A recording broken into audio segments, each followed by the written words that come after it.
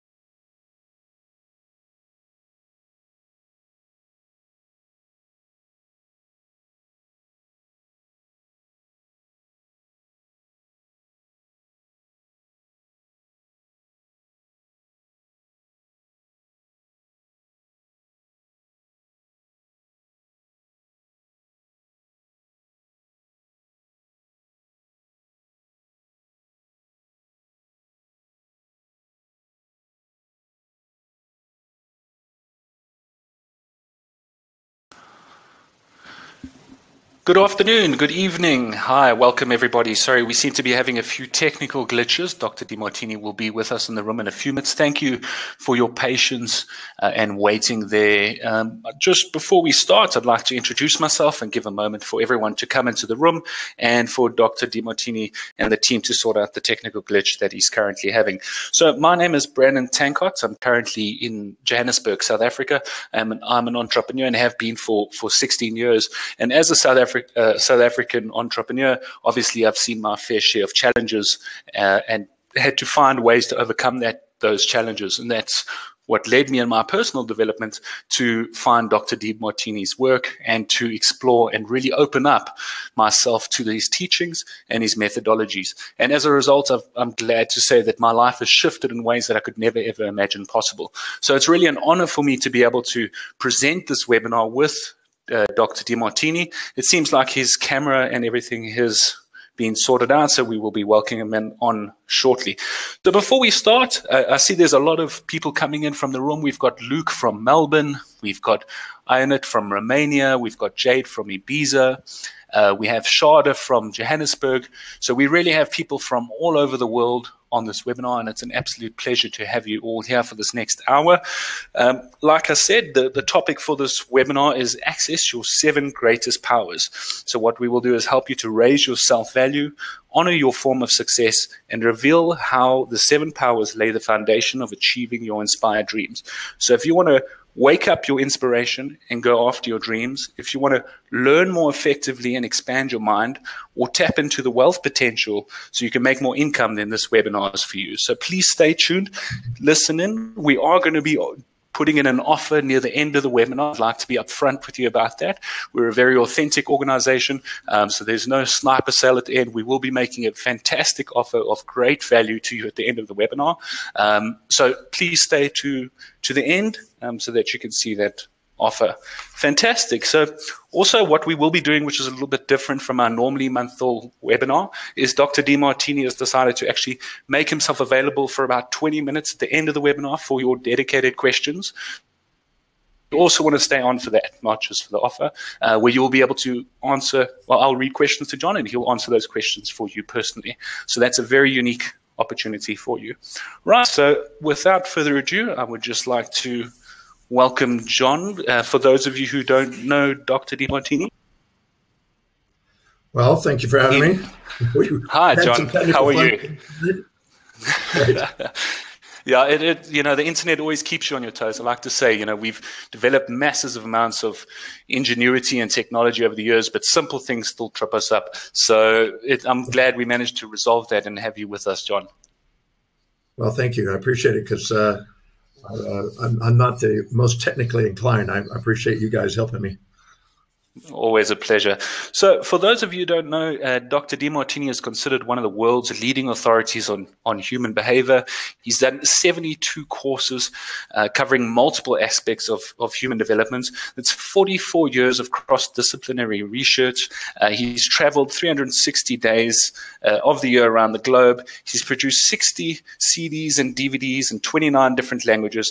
And he's really the leader, in my opinion, in helping people to achieve and activate leadership and empower themselves in all the 7 areas of their lives, whether it be financial, physical, mental, vocational, spiritual, family, or social. So, John, it's an absolute privilege to have you here with us. As I said again, what we'll be doing through the webinar sequence, we'll go through a stage where we'll go through the webinar, and then we're going to go on to a Q&A section. So then we'll open up the floor for everybody's questions. So at this stage, we will close down the comments. We just, now that everyone's welcomed in the room, and we will reopen up those comments at a later stage. Right. So John, are you ready? Can we jump straight in? I'm ready. Fantastic. All right. So the topic of the webinar is accessing your 7 greatest power. So I think let's start first by clarifying what exactly do you mean by the 7 greatest powers, and what are some of the examples a person's power that can define in those 7 areas of life? Well, there has been many thinkers, philosophers, teachers who have divided an individual life up into different areas. I've chosen 7. That doesn't mean that that's the right way. It's just a model, but it's people divided up differently. But I say that we have a spiritual area, which is for helping us identify our inspired mission that we want to contribute to the world, that really inspires us, that we can't wait to get up in the morning and do, that is inspiring to us. And a power, that's one of the powers. Someone like Gandhi or someone like Dalai Lama or somebody that is inspired by a spiritual mission is an example. The other one is our mind quest, the awakening the power of genius and creativity and great wisdom. And I know for myself, I had a desire to, learn how to gain wisdom in life and have great understanding and wake up genius and creativity. The third area is vocational achievement, the human quest for vocational fulfillment, achievement, success, some people call it. The fourth one is financial independence, the area of finance and wealth building. And the fifth one is family, love, and intimacy, the human quest for that. That's the 7 areas, the fifth area. The sixth area is on social power and leadership and influence. And the 7th area is on physical well-being, vitality, and attractiveness, or beauty, you might say. And each of these 7 areas and these 7 powers, I know for myself since I was 18, I've had a desire to master my life and empower these areas. I know for myself, I had a dream to create original ideas that serve humanity, which is on the mind development area. I wanted to have an international business that was global, which I've been blessed to do. I wanted to have financial independence, which I've also been blessed to do. I wanted to have a global family. I was never really wanted to see kind of a suburban kind of house on the prairie kind of thinking. I wanted to have a social influence in the sense of hanging out with amazing people and influencing the world. And I had the desire to be vital and still energized at a youthful age, almost 63. And I also wanted to be inspired and create a spiritual movement, not a religion by any means, but just to be something that inspired people in life and do something that they feel is calling there. And I think that any area of your life you don't empower, other people will overpower you. So the 7 areas are the the foundations of the 7 powers. And again, they are having an inspired mission, waking up in mental genius, vocational achievement and success, financial independence and freedom, family love and intimacy, social influence and leadership, physical vitality, beauty, and stamina. And all of those, I believe you're capable of powering. I've worked at it. I've been studying that and researching that, and I'm certain that there are tools that you can do to empower those areas. Thank you, John. You touched on it's why important to identify those 7 areas, being aware of them, and how do you improve those 7 areas in your life? Are there specific steps that you can take, and what stops us from acknowledging these powers in the first place? Well, I don't normally use the language of improvement, but I would use the language of expanding the powers more greatly and empowering them. Improvement is more of a moral language, but I think of it as just expanding it. And I believe that we have a will to power, as Nietzsche says. We have a will to empower all areas. There's a yearning inside us. Nobody gets up in the morning and says, I want to be less aware, less intelligent, less ingenious. Nobody gets up and says, I want to be less achieving, less wealthy, less relationship, love, and intimacy, less influential, and less physical vital, and less spiritually aware. And I've never seen anybody that can honestly say that to me. We have a natural yearning to want to expand that area, all areas. So how do we do that? Well, if anybody's heard me before, they know I mention human values as an underlying factor in all of drive of human behavior. And when somebody is living congruently and in alignment with their highest value, they empower themselves. And whatever's highest on their value is where they empower most. So in my case, education is very important. And so that's the area that I probably have my greatest outreach and power. But I've linked all 7 areas of those 7 areas and 7 powers to what I value most. And that's one of the things that's the key is seeing how everything is on the way, not in the way, to empower those. So how do you power all 7 areas? You master the highest priority actions that are engaged and proven to empower those. And that, which is what I've been basically researching all these years. In other words, if we'll use mind example, if you have in your highest values is where you excel intellectually, is where your creativity and genius is. So if you can link whatever you want to learn to whatever is highest on your value, you will automatically expedite the expansion of your knowledge and creativity and genius in that area. So any of the 7 areas that are not congruent and aligned or linked to whatever you value most is going to be disempowered. And anytime you subordinate the people around you and compare yourself to other people and inject their values into your life and try to be somebody you're not, you're automatically going to disempower those areas. So the key is to find out what you really are committed to, what really is important to you, what you really value, and ask yourself, how specifically is empowering each of these areas going to help me fulfill what's valuable to me most?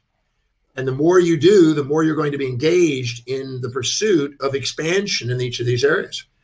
And I'm absolutely certain it can be done because I've been blessed to do it all these years with many thousands of people, and I've been able to do that with my own life. So there's no question in my mind that you can empower these areas. No question in my mind you can do each or one or many of those, depending. If you want to just empower one, you can. There's some people that specialize in one area and the others say delegate. But if you want to empower all of them, it's totally doable. And it's basically how well they're linked and integrated with what you value most, and how well you have integrated those 7 areas and set up priority actions. Because when you're integrated with your highest value, you'll set up priority actions in each area and pursue them incrementally until you build momentum and achieve it. And you'll surround yourself with people around you to help you get that. And that's the key. So that's fantastic. And I love the fact that you bring in linking the values to the 7 areas, because it leads into the next question, which is, now that you've gone through this process and you've identified these 7 areas of your life and you know your values, what do you do with this, and how do you take that and turn that into making a real difference in each of those areas of your life? For example, a simple question would be, how do I make more money as a result of knowing what these powers are in that 7th area? It's not how much you make, it's how you manage what you make. Because I had a gentleman who made $6 million plus in a year. And at the end of the year, he was borrowing money to pay taxes because he spent more than he made. So it's not how much you make, it's how you manage what you make. And you will manage your money according to what you value. And the hierarchy of your values dictates your financial destiny. So if you have a higher value on buying consumables and depreciables, more so than buying assets that go up in value and appreciate in value, you'll constantly be frustrated trying to get ahead financially, and you'll be working as a slave for money instead of having money work as you being a master for it. And so the hierarchy of values dictate that. So what I do is I first assess the values of an individual. On my website, I have a value determination process, and I ask people to go to that. It's a complimentary thing, and it assists people in determining what their values are. Because you first got to start, what really is important to me? You know, many people are just living nebulously, living kind of vicariously through a collective ideal, a social herd instinct, instead of actually identifying what is really important to them. Your life demonstrates it. I've worked with somebody even today on a consult overseas with somebody who tried to pretend they didn't know what was valuable to them, and they said, "I'm lost. I don't know what it is. What I keep saying I want, nothing seems to happen." I said, "Well, that's because you're trying to be something that's not really true." So I asked them some questions to help narrow down what really is valuable. What does their life demonstrate? Your life demonstrates your values. And when I got it down, it was like a shocking. They were silent for a moment. They go, "No wonder I'm creating what I'm creating." I said, "Exactly. Your hierarchy of values is creating every decision you make, because you always make decisions based on what you believe will give you the greatest advantage or disadvantage to whatever you value most." And they kind of went, "Whoa, no wonder." And I'm banging my head against the wall, trying to be doing something that's not really valuable. And that's why I keep thinking there's something wrong with me. And I said, "Exactly." And the reason I'm not clear about what my value, what my mission is because I'm fantasizing about it being something that my life has no demonstration of. And this is very common. And I see this weekly in my Breakthrough Experience program. And in the Breakthrough Experience people, I help people break through that limitation, because they basically are subordinating to the people outside them and living vicariously through other people, trying to be somebody they're not, and wondering why they're beating themselves up, which is a normal compensation for setting goals that aren't yours and intentions that aren't yours. So finding out what really is valuable is first. And then once you identify that, then it's time to make the links. And I'm a firm believer when it comes to wealth building, if you don't have a higher value on putting your money into assets that appreciate in value more so than the immediate gratifying consumables and depreciables, you're not going to get wealthy. Not going to happen. You can make millions of dollars, and if you still want to spend it more than you want to save it and invest it, it's not going to get ahead. So I have a program that I call the 6 Steps to Wealth. I mentioned this also in the Breakthrough Experience on how to shift the values, because if you set a goal that's not aligned to your values, you're not going to have fulfillment. You're going to be frustrated. And you have 2 ways of having fulfillment. Either discover what the values are and set goals that are congruent with it and quit lying to yourself, or shift the values into those that will align with the goals that you set. Either way, I train those in Breakthrough. I train both of them because people have the options. Because a lot of people go through their life and they have nothing to show for it financially. And then they realize, my God, I'm 50-something years old or 40 years old, and I'm not getting ahead. And gee, by now I thought I'd be. And then they end up going, what do I do? And I said, well, unless we shift your values, it's not going to happen, because you're going to keep manifesting what your values are. And you have a higher value on family and social causes and going out on trips and buying things than you do on saving and investing money. So, and you haven't read any books on it, you're not studying it, it's not important to you. You just fantasize that it's important. You want the lifestyles of the rich and famous without real values that will lead you there. And when I explain it to them and I then say, all right, let's shift the values, I introduce the 6 steps to wealth to them and let them go to work and stack up the benefits of actually building wealth. And when the benefits of building wealth, the why is big enough, they'll start doing it. They have to have a higher value on building wealth than they do on buying things that are immediately gratifying. And until they do, they're going to keep banging their head against the wall, wondering why there's not how empowering their financial life. And I explained to them that it's not that hard. It's just a matter of doing the stacking and the 6 steps to wealth, and then really doing it properly as I outline, and as I show them in the Breakthrough Experience. Once they do that, they start to notice all of a sudden opportunities they never saw before, and they make decisions differently, and they start acting differently. Your hierarchy of values dictates your financial destiny. So until you have a shift in values, don't expect a financial difference. And that's a classical example. So that's why linking all 7 areas to what you value most is the most powerful way I know to empower all 7 areas, because you won't act. Many people have gone to seminars and listened to people speaking, and they go, oh, they're all kind of motivated temporarily, and they go and try to do something for a day or a week or something, and then, like a New Year's resolution, it just fades away because they go back to what their values are, and they're temporarily motivated. But motivation is transient and actually is not the key. The key is to be inspired by something that's really intrinsically valuable to you, so you don't have to be reminded. I don't have to be reminded to get up and do my research and teaching. That's because it's highest on my value. So if you really want to empower all areas, they have to be linked to what is valuable most. And finances is just one of them. That's incredible. Thank you, John. And you said there, you touched on, as an entrepreneur, I've hit that wall. I've ran up and bashed my head a few times. And it's only when I started to align my life to my values that I started to have a shift personally in business, in my relationships, etc. So I'm a testament. But now I'm a father. I've got a young child. Now I don't want him to go through those same steps and have to bash his head. Is there a way that you can recommend going about this? And when is a realistic age to impart this knowledge onto the young? Well, I just the day before yesterday, I had a beautiful day with young students. They were about the youngest was 9. And the oldest was about 20, I think. There's a mixture of young teens, basically. And we had the day with them, and it was absolutely inspiring. I love working with the youth. When I was 17 years old, Paul Bragg is the one that inspired my life, and I'm doing what I'm doing today because of one man, one night, with 1 hour, one message. And so my goal is to do that with as many youth as I possibly can and get that same message across. But I don't know how young it is. I've seen people in the breakthrough experience as young as 6. That's the youngest I've seen in breakthrough. And other than babies in the womb that happen to be there with their mothers, but 6 years old. I had a girl that was in, her name was Misha, and she was in Melbourne, where I am right now, a few years ago, and about 5 years ago, I guess now. And she came to the 6 years ago, she came to breakthrough at 6, I think the first time. Then she came the following year with her father. I didn't even see her in the back because there's a big room, and I just could see the father. I couldn't see her because she's down real short. And she came, and when she turned 7, she introduced herself. She came again at 8, and between 7 and 8, she wrote her first book.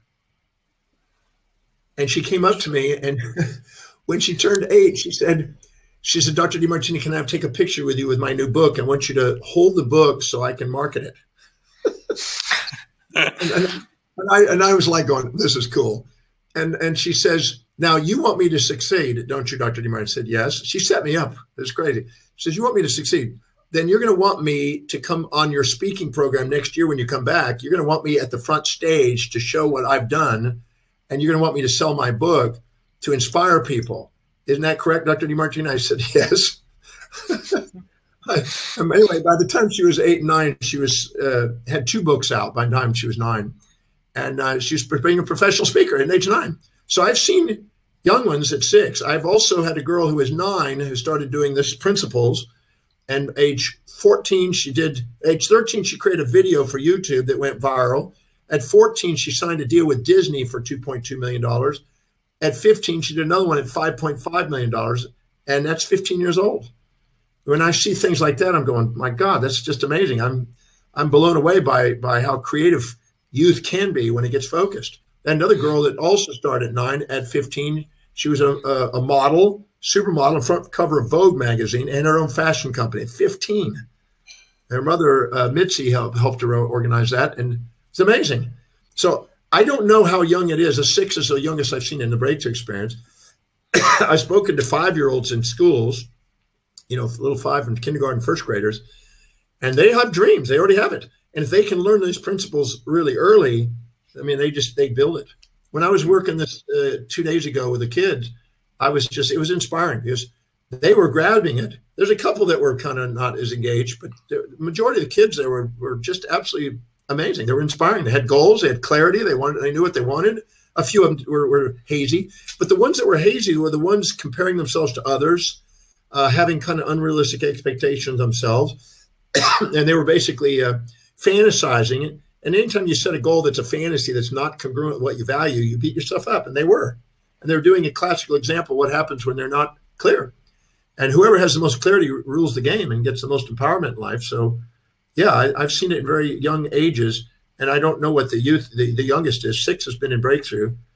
And I've worked with 3 and 4-year-olds in other capacities in family dynamics.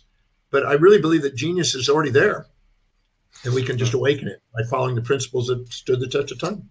No, I believe that too. And I think also as a parent, understanding this dynamic and then being able to impart, understanding the true essence of your child, the child's true values, because I think a lot of the time in personal, a lot of people can actually say where their parents have influenced their values or they've put on them values that aren't theirs with expectations. So understanding this dynamic is really beautiful and amazing gift that you can give to your child.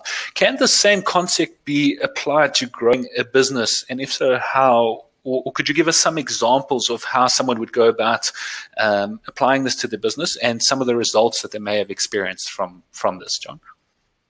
Well, unquestionably, nobody goes to work for the sake of a company. They go to work to fulfill what they value most, what's most meaningful, most inspiring, most fulfilling to them.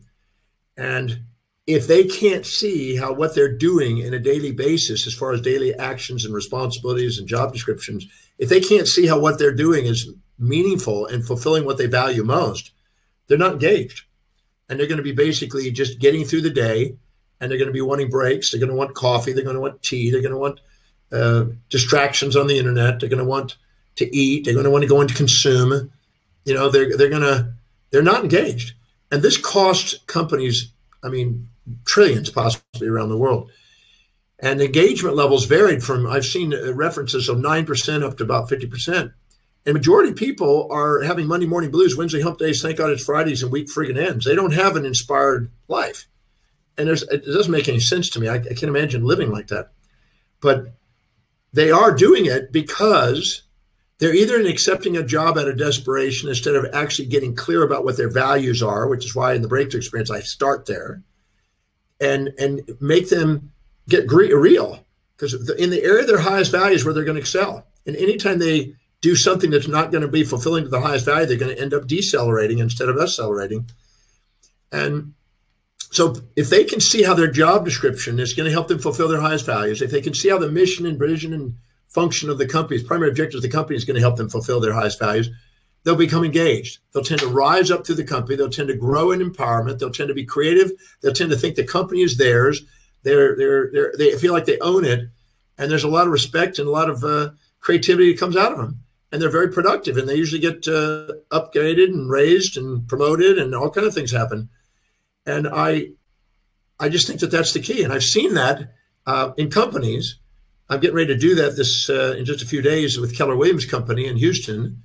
And I'm getting ready to do a training there in Houston. And wherever I go, I train people on this, companies and corporate people and managers and employees. And it doesn't matter what level you're at. You could have somebody at high levels of executive or middle management, or you could have it down in the shop floors. If a person doesn't feel like what they're doing is helping get them fulfilled in their highest value and there's no meaning in their life, they're going to come into their amygdala and they're going to look for immediate gratification. And they're going to be, rigid. They're not going to want to have resilience. They're not going to adapt to change. They're going to be wanting to escape. They're going to want to break. They're going to want time out. They're going to want vacations. They're going to know what the bonuses are. They're not focused on customer service. They're not focused on quality control. And so, yeah, it's linking what you do on a daily basis at work to your highest values that makes excellence and breeds the greatest achievers. And when you find people that are loving what they do, we've all been in a restaurant or a department store where somebody is disengaged and you go, God, I want to even do business with them. And there's others that are really inspiring and you want to refer to them. And so, in the breakthrough experience, I show people how to link whatever they're doing in their career to their highest values temporarily until they decide what they want to do as an entrepreneur. And some people don't have any desire for an entrepreneur. So it's silly, it's insane not to be linking what you're doing on a daily basis to what you value most, so you can be engaged and inspired by what you do, or you're going to have a quiet life of desperation, not a life of inspiration. And learning how to delegate lower priority things and surround yourself with the highest priority actions. This is the key to be engaged. And to not be engaged is crazy. And And the second you do, you get more opportunities, more promotions, more confidence, more achievement, more creativity. I mean, you tackle challenges, more resilience. I could just go on and on with the benefits of being engaged. And so, yeah, values are crucial in that. And if you want to empower that area of life, the business side, you have to find out what your highest values are, and you have to make sure that you're either go and do what you love and delegate the rest away, or go and link what you're doing to what you love and your highest values, so you can get engaged temporarily until you can go do what you love, until you can go and start your own business. But without that, to me, it's crazy. I mean, I teach people both sides of the breakthrough experience, and it's rewarding to know you can transform that. There's absolutely no reason a person has to sit there, weeks, months, years, when in a matter of minutes to hours, I can transform perceptions. It's never what happens to it, it's our perceptions of it. And I can change the perceptions of that. So either go do what you love through delegating, or go love what you do through linking. That's what I tell people. And I've been a personal testimony to that, being on both sides as a consumer and as an entrepreneur. You can feel that energy when you walk into a company. If a company lives by its values, and the people and employees within that company live by their values, you feel welcomed, you feel warm, there's energy, the receptionist greets you with a massive smile. You're likely to spend more money with that company, where, as opposed to on the other side, where you walk in and you can just see the disinterest, the disassociation and disconnect with you as a customer. So as a sales and marketing tool, I've found that very valuable personally. I was here at this hotel. I'm not going to say the hotel, but I'm at the hotel. And there was a little cafe, kind of like a Starbucks kind of looking thing. And there was a guy that was a little overwhelmed yesterday. There was not that many people there, but he was overwhelmed for some reason. And I asked him, I saw that he had the ingredients on the menu of what I wanted, but it wasn't the exact item.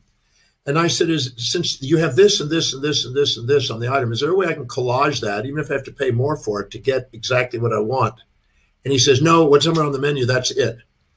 And he was just, abrupt, and he was upset, and you could see he was disengaged, and he was overwhelmed, and he was frustrated, and he didn't really love his job. It was obvious, at least at that moment. And a lovely Asian woman came up right behind him and said, sir, and she pulls me over there, how can I help you? And I said, well, I saw everything's on the menu. Is there any way I'd be glad to pay more for it. I don't care what the price is. I would like to be able to get this combination and make that. Is there a possible way of doing it? She says, give me a second. Let me see if I can get the chef to do it. Can I write it down so I don't make a mistake? And let me go see what I can do. She came back and she winked at me and she says, it'll be out in just a few minutes. And one was disengaged and one was engaged. One you didn't want to do business with again, and one you wanted to do it. And so today when I went there, I said, do you mind if I get my regular? I asked for the same thing. And she said, done, consider it done. She was inspired by what she did, and you could tell it, and you could see that she was doing things that linked to her highest values, and she was engaging and magnetic. And the other one was actually anxiety. And you could see people, just within a short period of time, you could see people migrating to wait for her, even though he was there available. That's brilliant. And you've often said, John, if you look at the areas of your life, you either empowered or not overpowered in certain areas of your life. Can you elaborate a little bit on that statement? I think you did actually mention it already in this webinar. Well,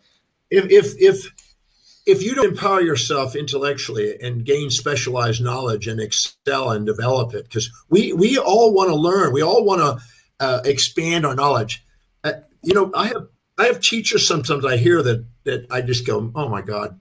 They basically said, there's a lot of kids that don't want to learn today. I said, there's no such thing as a kid that doesn't want to learn. Everybody wants to learn what's meaningful to them. But when you're cramming down autocratically something down their throat that they can't see as helping them fulfill their values, you're going to label them as defiant, disobedient, attention deficit, and all these other labels that are just crazy. Because you take that same child. I spoke from 8 in the morning till 6:30 2 nights ago, and the kids were there the whole time. The whole time. We had only 3 breaks. So when you're doing something that is inspiring yourself, and you're doing something in a way that's engaging them in their value system, people will do things. They want to learn.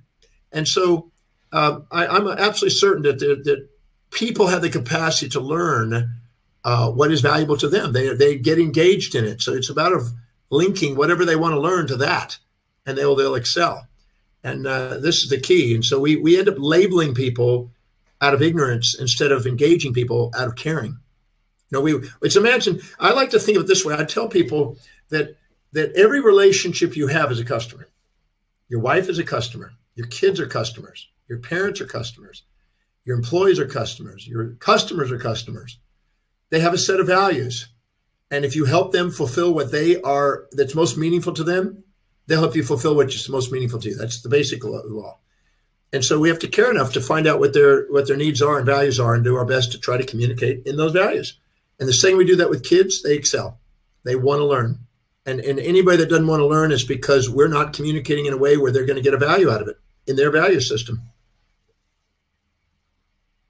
Yeah, and I mean, that's it. If you can communicate to your children according to the values, you may have a lot less discipline problems. Like you said, they may achieve higher in school, and the same with employees. And I love the saying you've always said, fire up before you fire out. To me, it's become a benchmark in my business. And I've actually transformed so many individuals in the company because of that. I had a gentleman, this is so funny. I was in Sydney, Australia about, I'm guessing 4 years ago, maybe 5.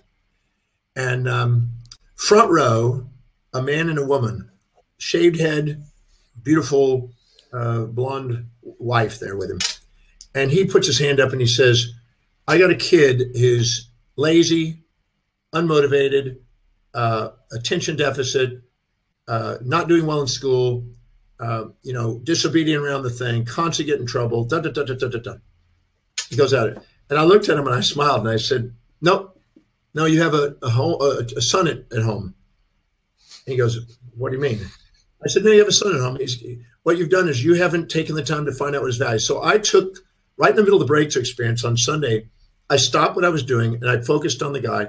And I said, let's go through the value determination process with your son and take a look at it from our observation objectively. And we spent about maybe 12 minutes or so narrowing down what his life, the boy's life demonstrated was important to him. And it was very obvious that he was, he was a young eight-year-old boy going on 9. And he liked trucks and he liked games and he loved things that the kids that age typically do. And the father was expecting him to do this and that, and the mother was expecting this, and they were just projecting stuff on him. And we found out what his values are. And I said, now, I then made him take some things that were important as the parent, class, things around the house, chores, etc. And I had him practice communicating. Everybody in the room was writing things down that had kids. They're going like, oh God, I need to do this. And I made him practice articulating what he wanted the child to do or the classes he was taking in terms of what was important to the child. And it was a sales training program. It was a communication training program. And I think about a third of the way through it, it was starting to click with him. And by the time he was done, he just nodded his head. He goes, I got it. I can see what I'm doing, and I'm ending up getting exactly the symptoms of not knowing how to communicate. I'm getting all the symptoms, and I'm labeling my kid, and I'm being an autocrat, and I'm now forcing him, and I need special help to get him, and it's all just crazy. So he disappeared from the breakthrough. He thanked me at the end. About 3 or 4 months later, I guess I was back in Sydney doing the breakthrough experience again. He was there again, not with his wife, but this time by himself. And he said, John, I know that it's your class or everything else, but is there a way I could speak on your class and tell people what happened as a result of that? And I said, sure. I gave him the microphone, and his name was John too. And I said, speak, tell us what happened. And he said everything that happened. I was angry. I was frustrated with my kid. I was pulling my hair out. I was getting specialists to label my kid and all this, that. And all I did is I respected my son's value system. I asked, how has his value system helped me? So I didn't look down on him. Because if you don't see how somebody's values, the highest values serve you, you're going to want to fix them. You don't want to change them. This happens in every relationship almost. And he took the time to do the exercise. I asked him, how is this boy's values helping you as an individual? And he had to come up with 30 answers to that so he could respect his son. And then he practiced communicating in that son's values. And he said, my son and I are having the most amazing time today. He's doing fine in school now that I know what I'm doing. And I've sat with the teacher and explained it. The labels are gone. He's inspired. He's participating. He's told me what he wants to do. You told me his values will change. Let him excel in it, even though they're going to change. Let him excel in it. as his values change, he's now practicing excelling. This is what Terence Tao, the greatest mathematician's parents, did with him. This is what Jacob Burnett, one of the greatest physicists, that's how they were raised. When you do that, you excel, you create it. And that same thing occurs not just in children, but we're all children to somebody. And so this principle is a universal principle. We can't violate it. And it's also to us. We can't violate that principle to us. If we're communicating in our values and setting goals that are aligned with our values, we are thankful to ourselves and we are respecting ourselves. If not, we don't. And self-depreciation to compensate for not knowing what our values are and how to communicate in our own values and setting goals that are respectful to us. That's amazing. And for the audience that is listening, John does one of these breakthrough experiences every weekend. So the stories that you're hearing now are live from real people every weekend with similar to you coming in and getting that breakthrough. That's amazing, John. Tell me, for the audience, what are the 5 most important things that you can work on if you want to continue this work of empowering all 7 areas of your life? The 5 most important things that we could work on. Well, I think I'd probably mention the things that I mentioned last night here in Melbourne. And that is that number 1 is get really clear on what you value most. And I know I've said that, I'm beating a dead horse to some degree, but I'm amazed at how many people hear that, but they don't do it. That's the reason I put the value determination process together, was to assist people. Because out of all the things that I've studied in 45 years of studying this, that is the key, finding that out. So first find out what your life demonstrates. So if I look at my life and I was a videotape it 24 hours a day and was to look at what I actually do, what is a day after day after day after day, what do I do? No question, hands over, probably 80% of the time I spend is teaching.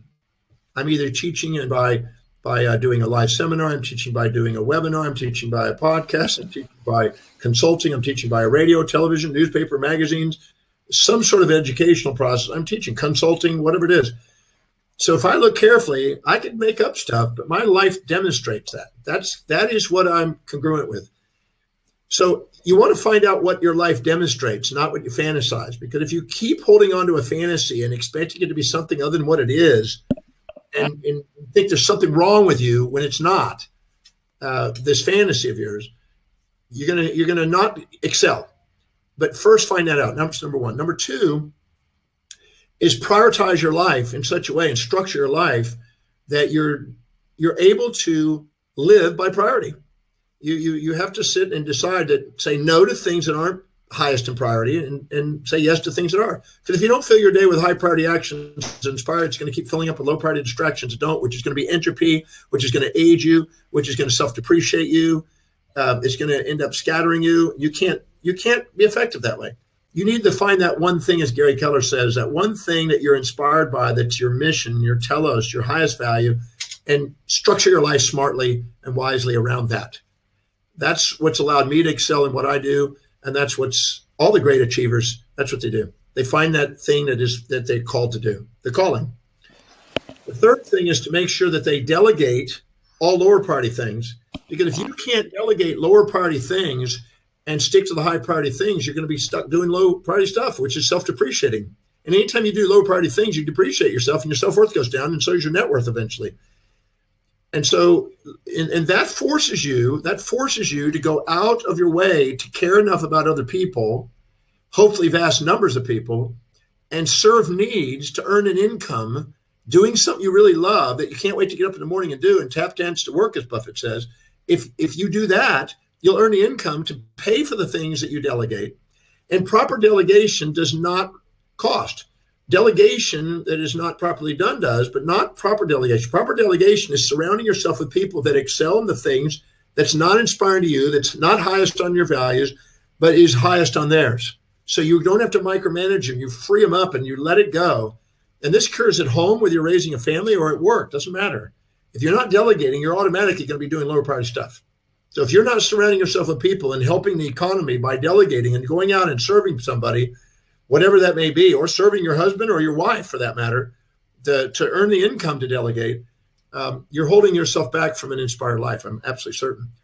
The next one is to metric things and to make sure that you really, really document what you're doing so you're walking your talk.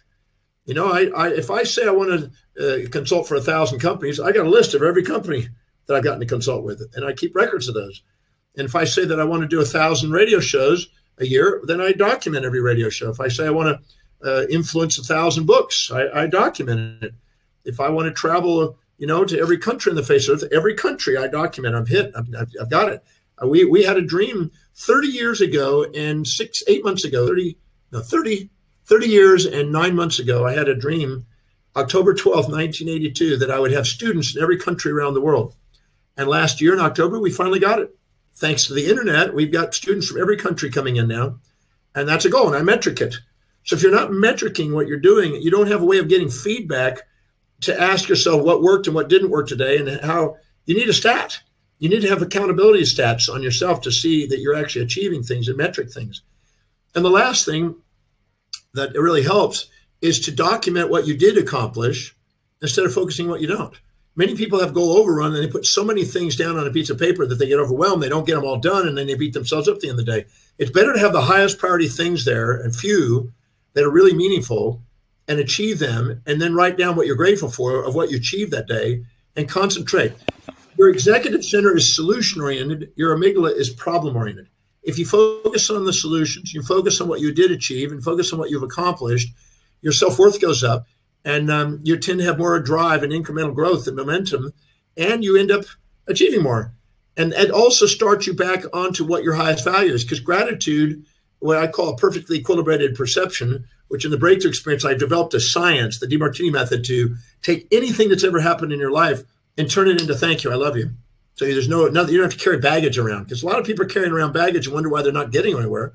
Because anything you're not grateful for in your life is baggage. Anything you can say thank you for is fuel. So I put the Demartini method together to shed the baggage and be able to say thank you, and get on with your life and do something amazing with it. So gratitude is the fifth one, and those 5 things can make a huge difference in your achievements and in having a thank you to yourself every night.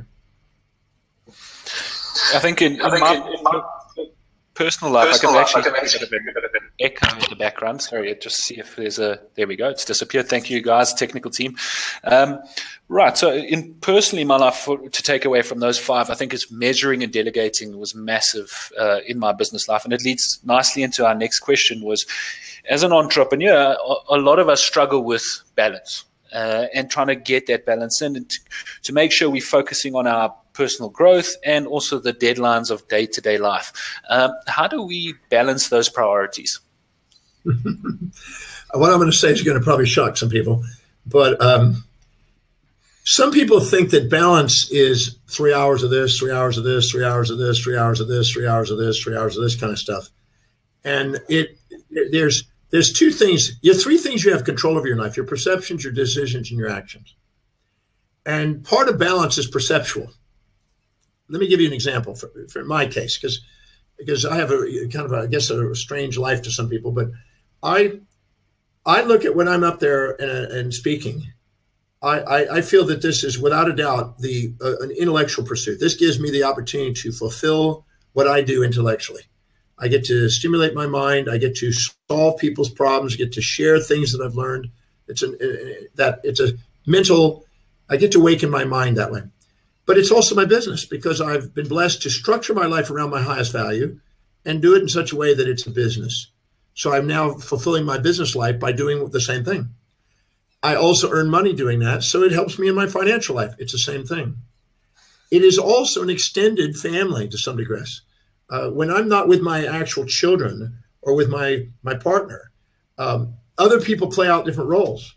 And I've trained my children and partner to see that nothing's missing, and that whenever I'm not there, who's taking my place, and whenever they're not there, who's taking their place. So we have a resilience and adaptability instead of rigidity in a box about how it's supposed to look. And I learned this when I was 14, believe it or not. I started becoming aware of it at 14, and I developed a whole science around it. I explain it in the breakthrough experience. So I always say the master lives in a world of transformation, never the illusions of gain and loss. They see nothing missing. They just adapt. So therefore, I don't see it that I'm missing anything. I see that it's in a new form. The same thing socially. I'm in front of people. It's my social life. I socialize with people all the time. It's also my physical fitness, because I'm up there going and moving constantly.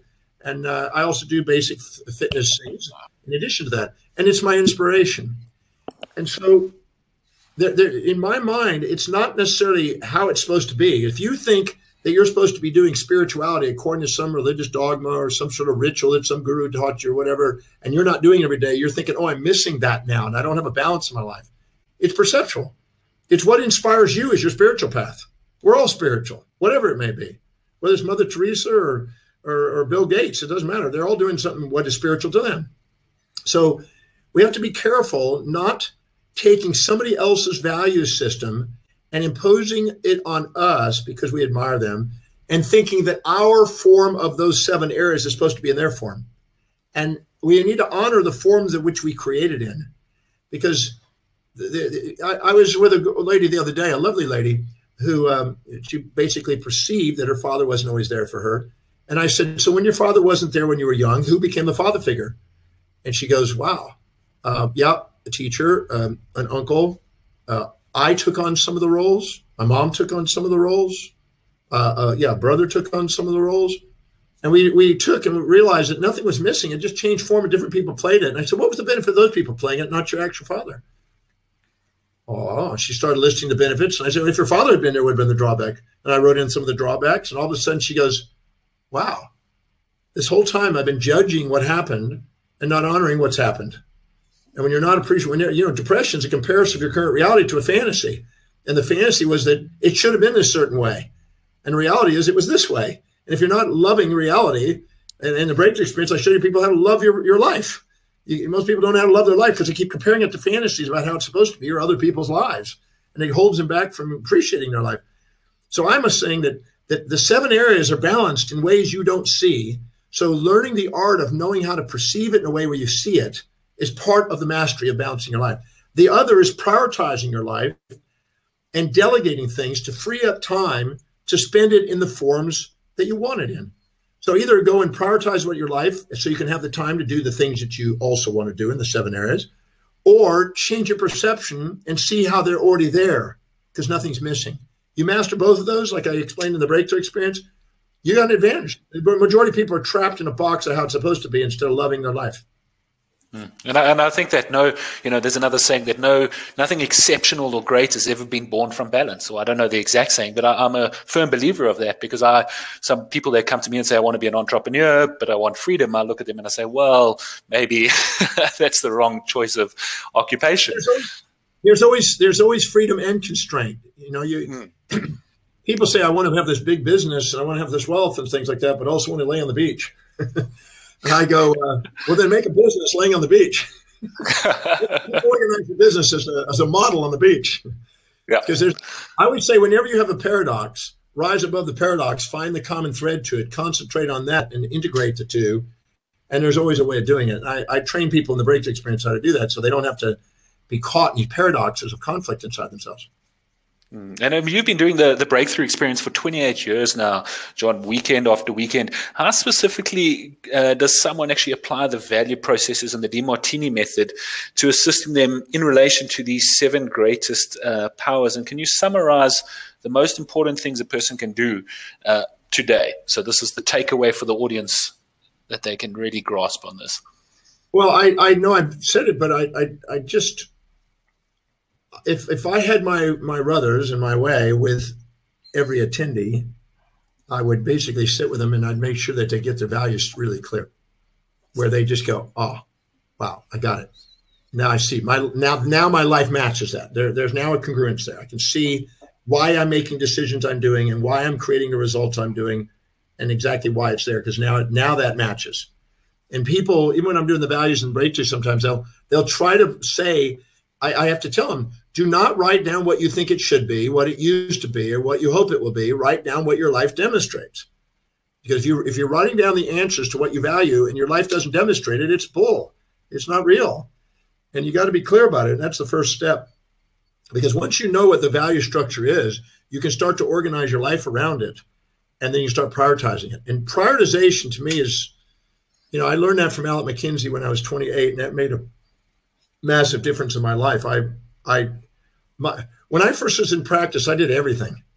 And then I finally got an assistant at the front that took away some of the administrative parts. but I still did too much. And slowly but surely, I got people around me. You know, Jim Collins says overnight success is 25 years of incremental change. I did incremental change and kept doing it, kept hiring people. And slowly but surely, I was able to do what I did best, which is going out and speaking and serving people clinically. And I felt like a doctor. I made the most income. I served the most people. I was the most efficient. I enjoyed going to work. I was inspired.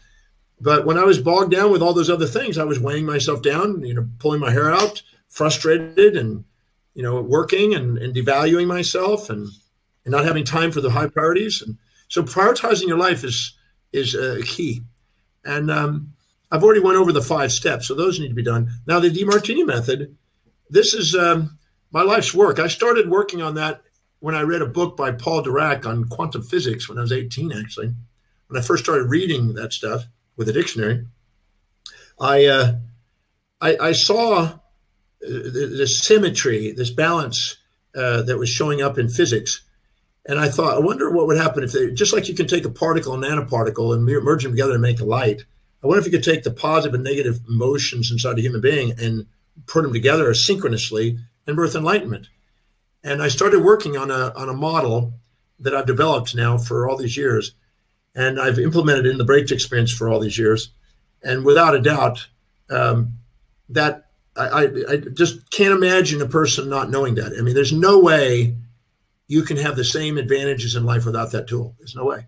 Because what it does, it can take anything you're infatuated with, that you're too humble to admit that you have inside yourself, or anything you resent that you're too proud to admit that you have inside yourself, anything you're proud about, shamed about, infatuated with, resentful about, guilt about, resentful about, grief about, any emotion that is imbalanced, the method can help you exactly define what's the source of that, exactly what questions to do to solve it, and dissolve it scientifically and reproducibly, and guarantee a result. I can give them literally a money-back guarantee. I can get a guaranteed result for any of those emotions that are distracting you, and it will turn those emotional states, which are imbalanced perspectives, into thank you, I love you. You'll get gratitude, love, inspiration, enthusiasm, certainty, and presence.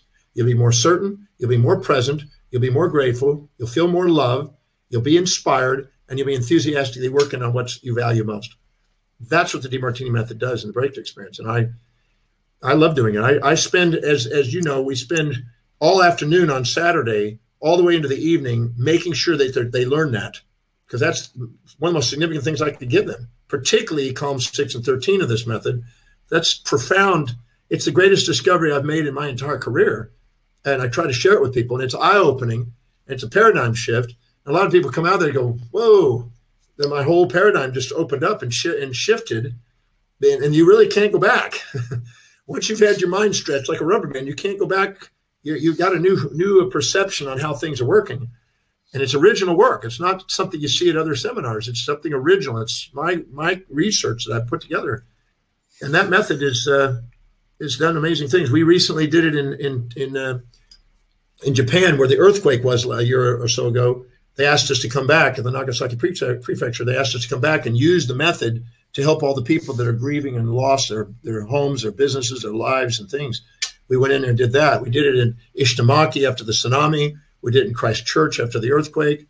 We got invited to China to do it for their earthquake. It's a very powerful tool. And I see it helping people at all walks of life, from the little kids so they can break through plateaus, to get clear, to help them do well in school, to relationships. I mean, the number one thing that it clears is relationship stuff. People that are in this mediocre relationship, they're not having to communicate, and they're kind of going through blasé, how to refurbish the relationship where they're inspired and grateful for their relationship again, and salvage and transform this alternating monologue instead of the dialogue that they had. And the same thing in people that are visioned. I've seen musicians do it. I've seen actors do it. I've seen people in sports do it, business leaders. It's a very powerful tool. I mean, I could go for hours on it. Fantastic. And you'll be teaching that. We're going to be opening up in a few minutes now for the audience, the live Q&A with Dr. Demartini. And as part of that, I'm going to be introducing the breakthrough experience. So the audience will have an opportunity to take up this offer at a discounted rate. Before I do that, John, is there anything that you could leave with? And I know you've touched on some of the takeaways and the things that can really shift a person. But when it comes to the dreams and desires of a person, if they come in on the Friday, money, leadership, business development, all these areas of life, what can you you said you'll guarantee money, but I know that's not something you strive for. What is it that you guarantee them that you give to them personally? Because you're spending this time with them one-on-one in that session. Tonight, you mean? You're talking about tonight or on the weekend? On the weekend, yes. On the breakthrough experience itself. Anybody who's seen me in the breakthrough experience knows I've done it 1,108 times. So that'll give you an idea of the frequency of this. 1,108 times. And, I can't describe it except that when I was 17, Paul Bragg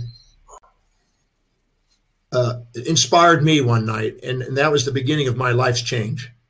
And the breakthrough experience is my attempt to do what he did for me to as many people as I can. And the breakthrough experience it's inspiring. I don't know how to describe it. I asked people last night, because there was about, 500 something people there. And I said, how many of you last night have been to the breakthrough? And there's probably about 80 or so there in the room that had been to breakthrough. And I said, how many of you, keep your hands up, how many of you believe you've learned something that weekend that you could have gone your entire life and never learned, and you never learned it anywhere else? Not one hand went down. Every hand stayed up. And I said, and how many of you right now know that was a turning point and a trajectory in your life change? The hands kept up. And I said, and how many of you got to say thank you, I love you to somebody that made a difference in your life that you were having difficulty doing that to, including yourself? Again, the hands. It's not just a rah-rah side. I'm not interested in a rah-rah side. I'm not interested in motivation. I'm interested in helping people live an inspired life. And I'm helping people on mastering their life. I'm interested in people finding out what's really, really, really important to them, so they don't sit there and waste their time going after something that's going to be self-depreciating.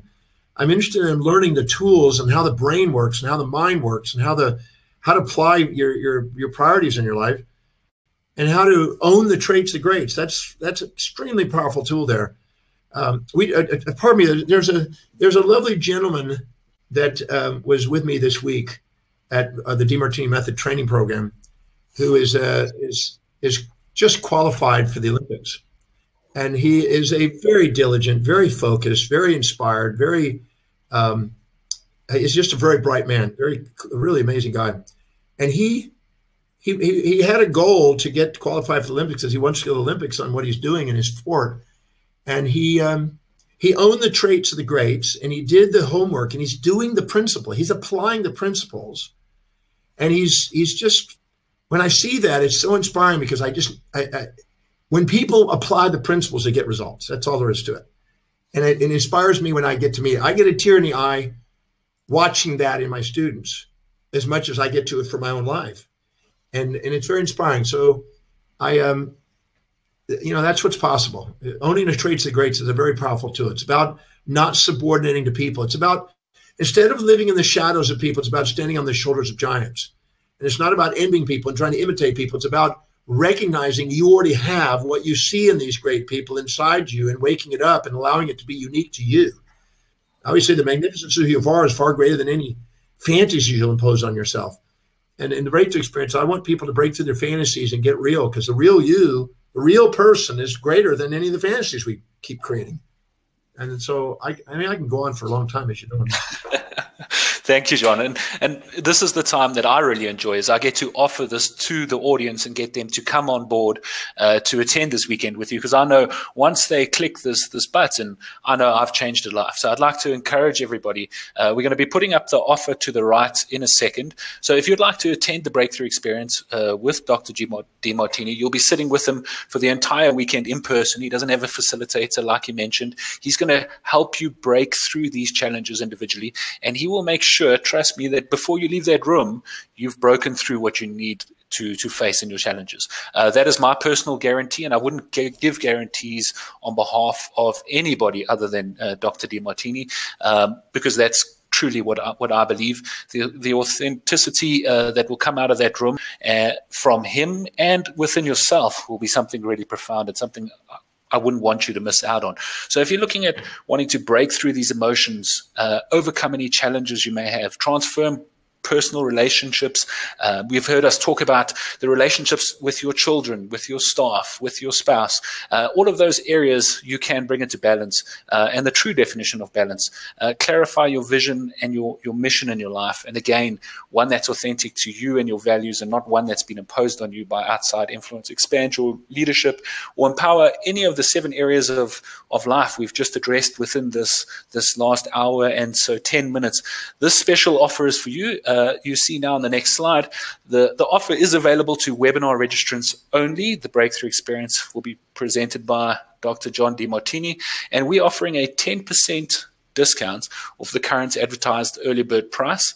Plus, there's an Inspired Destiny online course, which is worth $400, and that has 4 hours of powerful information that will prepare you for the breakthrough experience that becomes as a value add from Dr. Demartini and the team included in that offer. So 10% off the current advertised price. That's an early bird special. So for those of you, there will be a link to the right-hand side. You have to just click through on that link. You'll go through onto the sales page. So we have a breakthrough experience coming up in the UK. We have one in the USA. We have one in France. We have one in Australia and one in South Africa. All you need to do is click on the link. You'll go over to the page and you'll see there's links to the appropriate country. You just got to click on one of those links. The Demartini team is available and on standby. And we're about to go into the Q&A, one of the parts of this webinar that I'm really looking forward to. Although I do enjoy hogging the limelight for myself and having this time with you, I think it's fantastic now that we've opened up this forum for the audience to be able to ask any questions relating to the breakthrough experience. I know everyone has probably a million questions they would like to ask you, but the audience could please target these questions with regards to the breakthrough experience. If you would like to come to the breakthrough experience, if you're hesitant or if you're uncertain of anything, this is your opportunity. I'll be reading these questions to John on your behalf. So if you could just put the questions in the top with your name, what is the question, and we'll start from there. Right, John, let's get cracking. I see some questions are flying in already. If you can believe, we had 8,000 people register for this webinar, so you can see the hunger for change, I think, is out there in the world at this stage. So I'm looking forward to helping us serve these people. Right, we've got a question here. And again, if you could just, when you put your questions through, understand that the list is quite long. So if I miss you, we're going to do our best to try and get to everybody in this 20-minute Q&A. So Jonathan asked the question, John, how do I stop chasing pleasure in general and specifically food? And how will you come to, and when will you come to Israel? Okay, so that's, he's asking about his addictions and how would you come, when would you be coming to Israel? That's from Jonathan. I don't know. I don't have a date for Israel. I would love to come to Israel. I have many students in Israel, thanks to a lovely lady named Dina Friedman. She has been training many rabbis and their wives and many women there and empowering them with some of the work that I've taught. So I'm very looking forward to that day. But I have not been to Israel to do the breakthrough experience. So maybe you, if you have a network of people, I would appreciate any contacts to help me, because that's one country I haven't been able to take off yet. But you have inside your brain, you have layers of the brain, you might say. And the outermost, most advanced brain area is the telencephalon, the forebrain. And the medial prefrontal cortex of that area is called the executive center. When you live and set goals that are congruent and aligned with your highest values, that area gets blood, glucose, and oxygen. And it activates the self-governance center. And you automatically calm down the amygdala, which is an inner, more primitive region, you might say, which is about impulses, avoiding pain and seeking pleasure. The impulse to pleasure and the instinct from pain. So the second we set goals on our highest value that are congruent, and we start prioritizing our day, when we have something extremely valuable and extremely important, I'll use an example of a woman getting ready to get married in 10 days. She will not overeat for those 10 days. She's going to get ready to make sure she looks hot in that dress. Or she's about to go on a vacation on a beach with somebody. She'll get in shape. When you have something extremely valuable to you, you discipline yourself, you automatically have self-governance. If you're not doing something to tie in your values, the amygdala comes online and it goes into impulses and you get the animal and you don't have governance. And so if you're overeating, you're perceiving more advantage and disadvantage out of doing it, and it's compensating for the unfulfillment. So you're filling your body full to try to compensate for the unfulfillment of not doing the most important things that are meaningful to you. So first go and determine your values, prioritize your daily actions, fill your day with high priority actions that are so inspiring you don't even want to take time to eat. You're then not living to eat, you're eating to live. Fantastic. We've got another question here from Hitesh. If you could also, audience, if you could include where you're from, that would be very interesting so that we can target the questions to where you're from. Hitesh has suffered from epilepsy since he was the age of 7, is now 46. I'd like to pursue entrepreneurship as a path, but feel things are not moving as fast enough. Every time I have a seizure, I feel stuck, as I don't want to spend the money until I earn the money. Can you suggest something that I might be doing wrong? Well, I've been blessed to have people who have had epilepsy in the breakthrough experience transform it. The brain is neuroplastic. And in the last decade, they've had a complete shift on neurological and brain involvements, from schizophrenia to bipolar condition to epilepsy and things of this nature. And it's remodelable. It's not set in stone. And even though people were given phenobarbital and their derivatives as a classical approach, one thing I can state is there is an internal conflict in the epileptic that I've seen consistently between what they feel they should do, supposed to do, got to do, the imperatives from an outside authority, and what's deeply meaningful to them. There's a very distinct conflict inside themselves that's affecting the brain. And very commonly, they felt they let somebody down, and they're holding a secret inside that they're afraid to let out, even to themselves sometimes. And what I do is, in the breakthrough experience, I go in and try to find out what that is. Or one-on-ones, sometimes I do that one-on-one with people in consulting. Try to find out what that is and show them how to bring those back into congruency again and liberate it. And then start to prioritize their life and get in the executive center. The executive center and the glial cells in the brain will remyelinate the brain and help develop the brain and reintegrate it. We have a number of cases of people that have been epileptic for years. They have no signs of it, and there's no outbreak anymore. And this is because they just started doing the things that are proven to remodel the brain. If you fill your day with challenges that inspire you, that are meaningful, that makes a difference, that makes you grateful when you get finished with those actions that are inspiring to you, you remodel the brain and develop it. And some of those areas of the brain that are supposedly the source of the temporal lobe epilepsies and things of this nature, which are usually dissociative states, come into play. So what we do is we take a list of everything that's been traumatic to you and everything that's been ecstatic to you, and we go in there and we equilibrate them and integrate them, which is a process I do with the Demartini method, and we get you focused on what's priority. And it's amazing what your brain can do. So don't underestimate what you're capable of doing in the brain.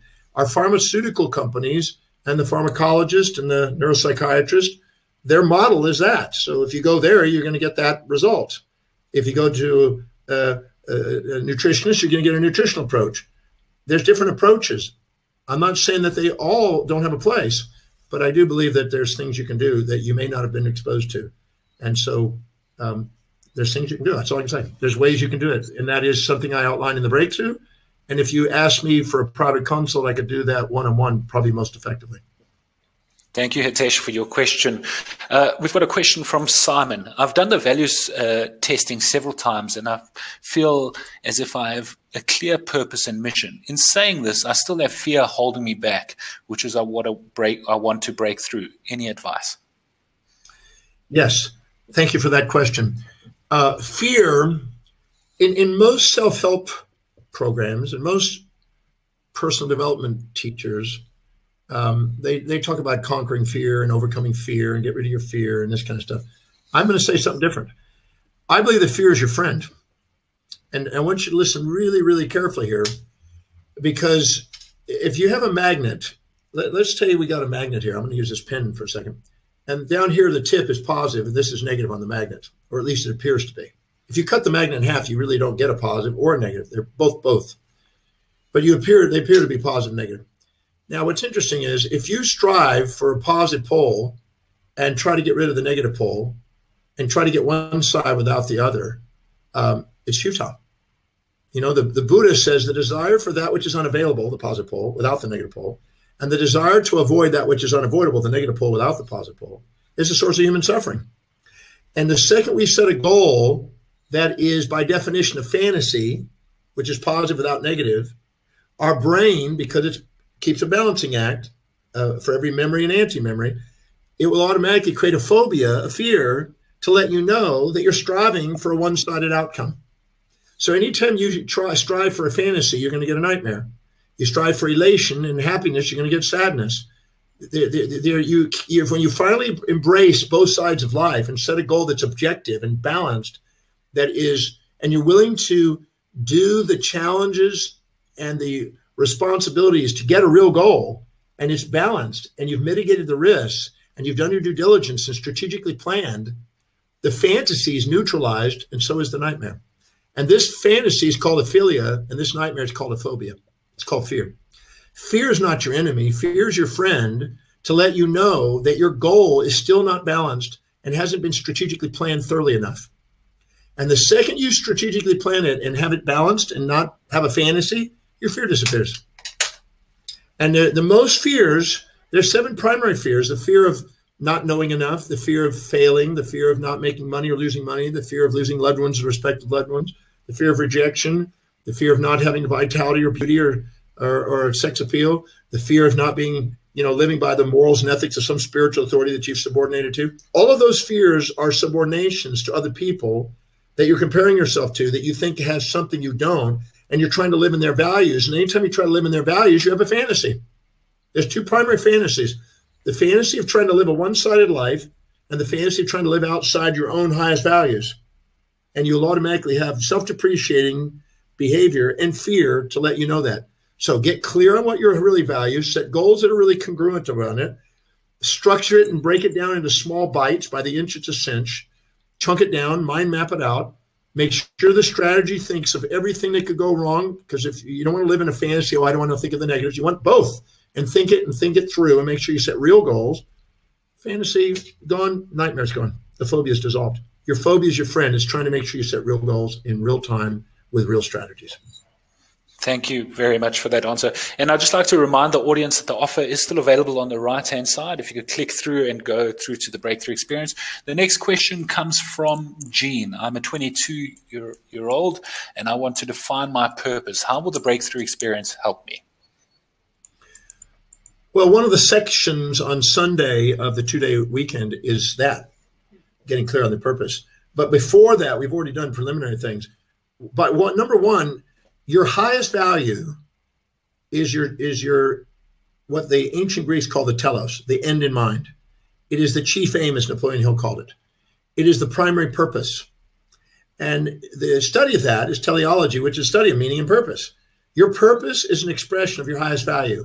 It's the most efficient and effective pathway to fulfill the greatest amount of voids with the greatest amount of value in your life. So when you know what your highest value is and look at what your life demonstrates, your purpose is sitting there smack in the face. Every weekend, people say, I don't know what my purpose is. And every weekend I make them look at their obvious reality of their life, and it just smacks them in the face. And they go, oh. But what they're doing is they're comparing themselves to other people and these grandiose things about how they're supposed to be something other than what they are. And they're wondering why they keep banging their head against the wall and not being clear. But their purpose is revealed. And in the breakthrough experience, I outline that and show it to them. And it's usually on Sunday afternoon. And it's a tearjerker for many people. Because all of a sudden they go, my God, they quit searching for fantasies and get grounded. Like I said, the magnificence of who you are and what your highest value is far greater than any fantasies you'll ever impose on yourself. And breaking through the fantasies that many self-help programs are doing, breeding fantasies, are the key to this. And it's there. It's innate. You can't escape your purpose. It's there. It's your calling inside, and your life's demonstrating it. And I just help you appreciate what it is. And if you want to shift it, I show you how to shift it, because you can remodel it about what it is based on your values.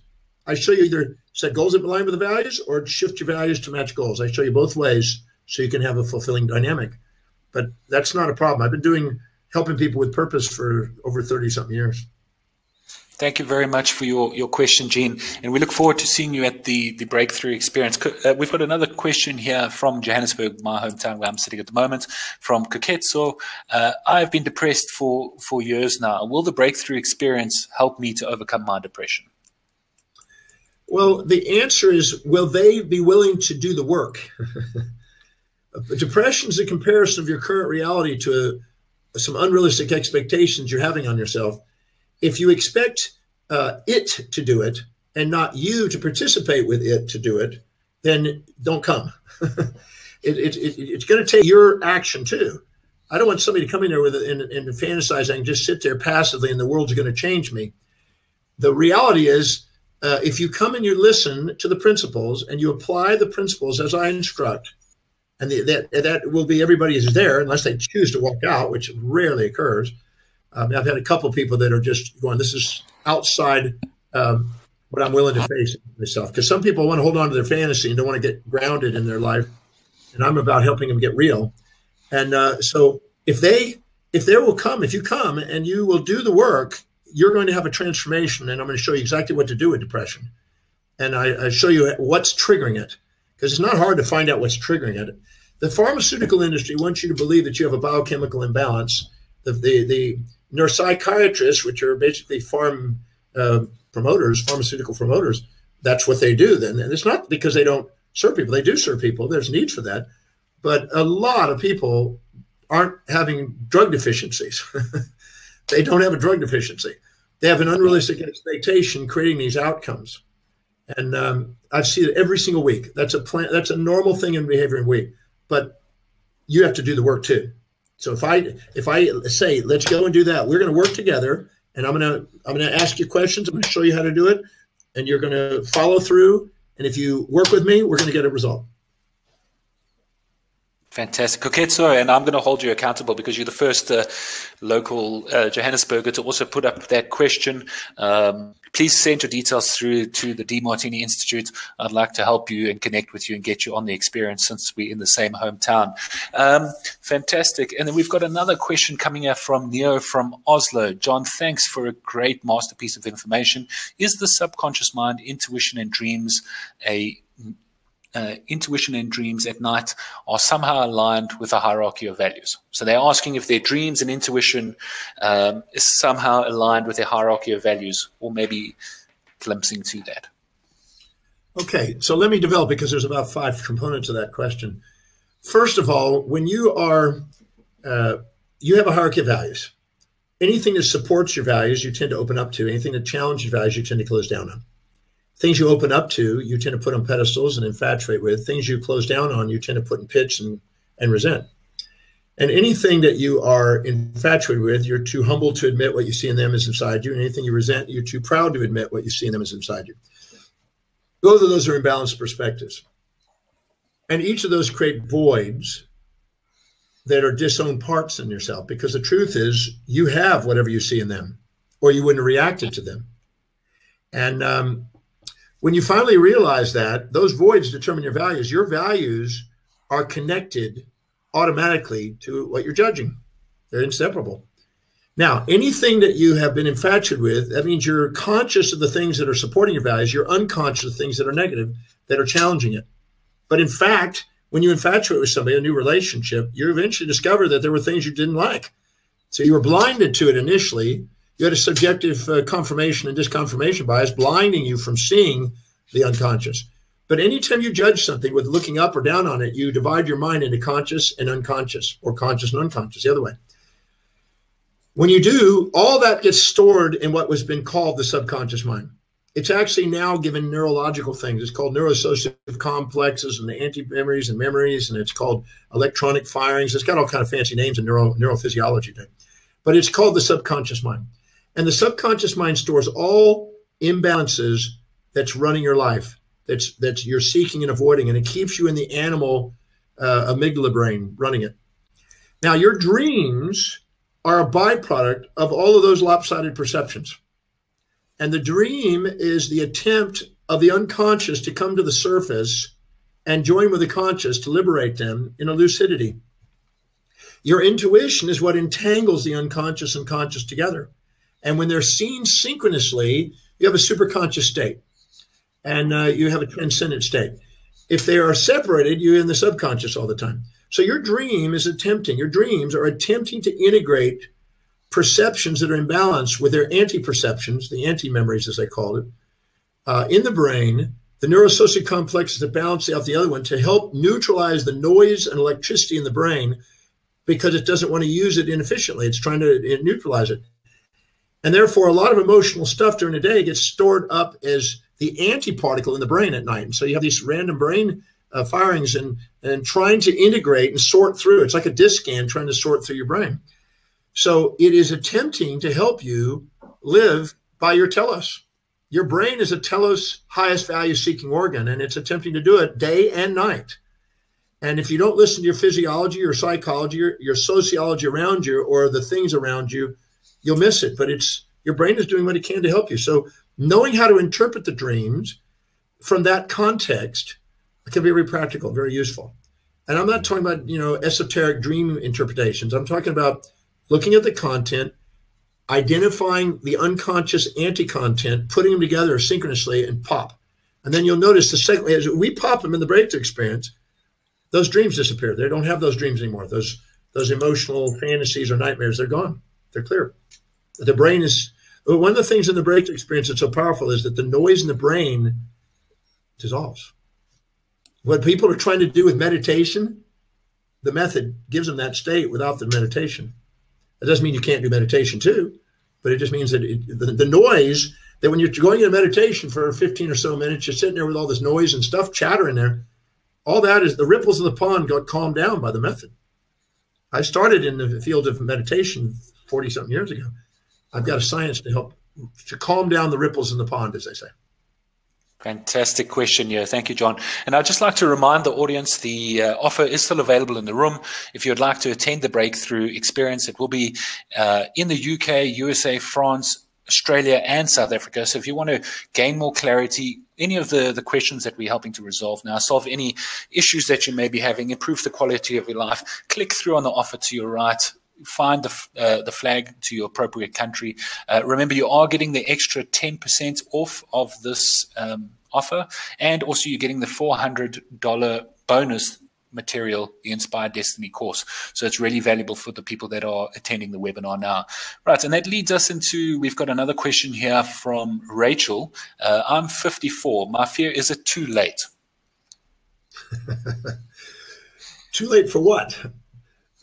I'm 63 almost, and I think it's not too late. It's never too late. I had a 72-year-old man that attended the breakthrough experience in Dallas, Texas, a number of years ago. And while I was asking people to define their mission and their highest priority actions in each of the 7 areas of life, he just pulled out a book and started reading. So I walked over to him and I said, all right, so what's the deal here? Why are you not writing? He says, well, this is okay for those young people that maybe, under 65, but I'm 72 and, I'm kind of over that stage. I don't set goals and stuff. And I looked at him and I said, as long as you're green, you're growing, dude. As soon as you ripen, you rot. If you don't have something to be living for, you got something to be dying for. And you probably had a fantasy one time to retire, but right now, I bet if I talk to your wife, she's probably going, it's not as fun as she once thought it was. Now she's waiting on you instead of other things. And he started chuckling. He goes, well, that's probably true. And I said, so what are you going to do with all that years of experience? And he was in the business world. I said, what are you going to do? You're going to throw all that years of experience away, or you're going to pass the torch and try to help somebody else? And he looked at me for a moment. And I said, because people who don't set goals and don't have something to live for, they die usually within 18 months. And he says, it's interesting you say that, young man. He says, I have been noticing my faculties are deteriorating, and I'm not feeling like I can keep up with people anymore, and I'm not keeping the cutting edge, and I'm coasting. He says, maybe you're right after all. I said, why don't you get to work? This is an opportunity. You wouldn't be at this breakthrough experience for a mistake. You're here for a reason, and this is a turning point. Today's the day, and even though I'm half your age, there's a message here. He goes, all right. So he started writing it all out, and he came up and thanked me at the end of the program. I left, and it was about 3 or 4 months later, I was back in Dallas, Texas, speaking at a big convention, about 1,200 people in my particular class. And at the end of the class, I was signing books and hugging people, taking pictures and stuff. And there he was in the back, dressed in a beautiful black suit with a red tie, a red little square like I got today, except this is blue, and with another buddy about his age.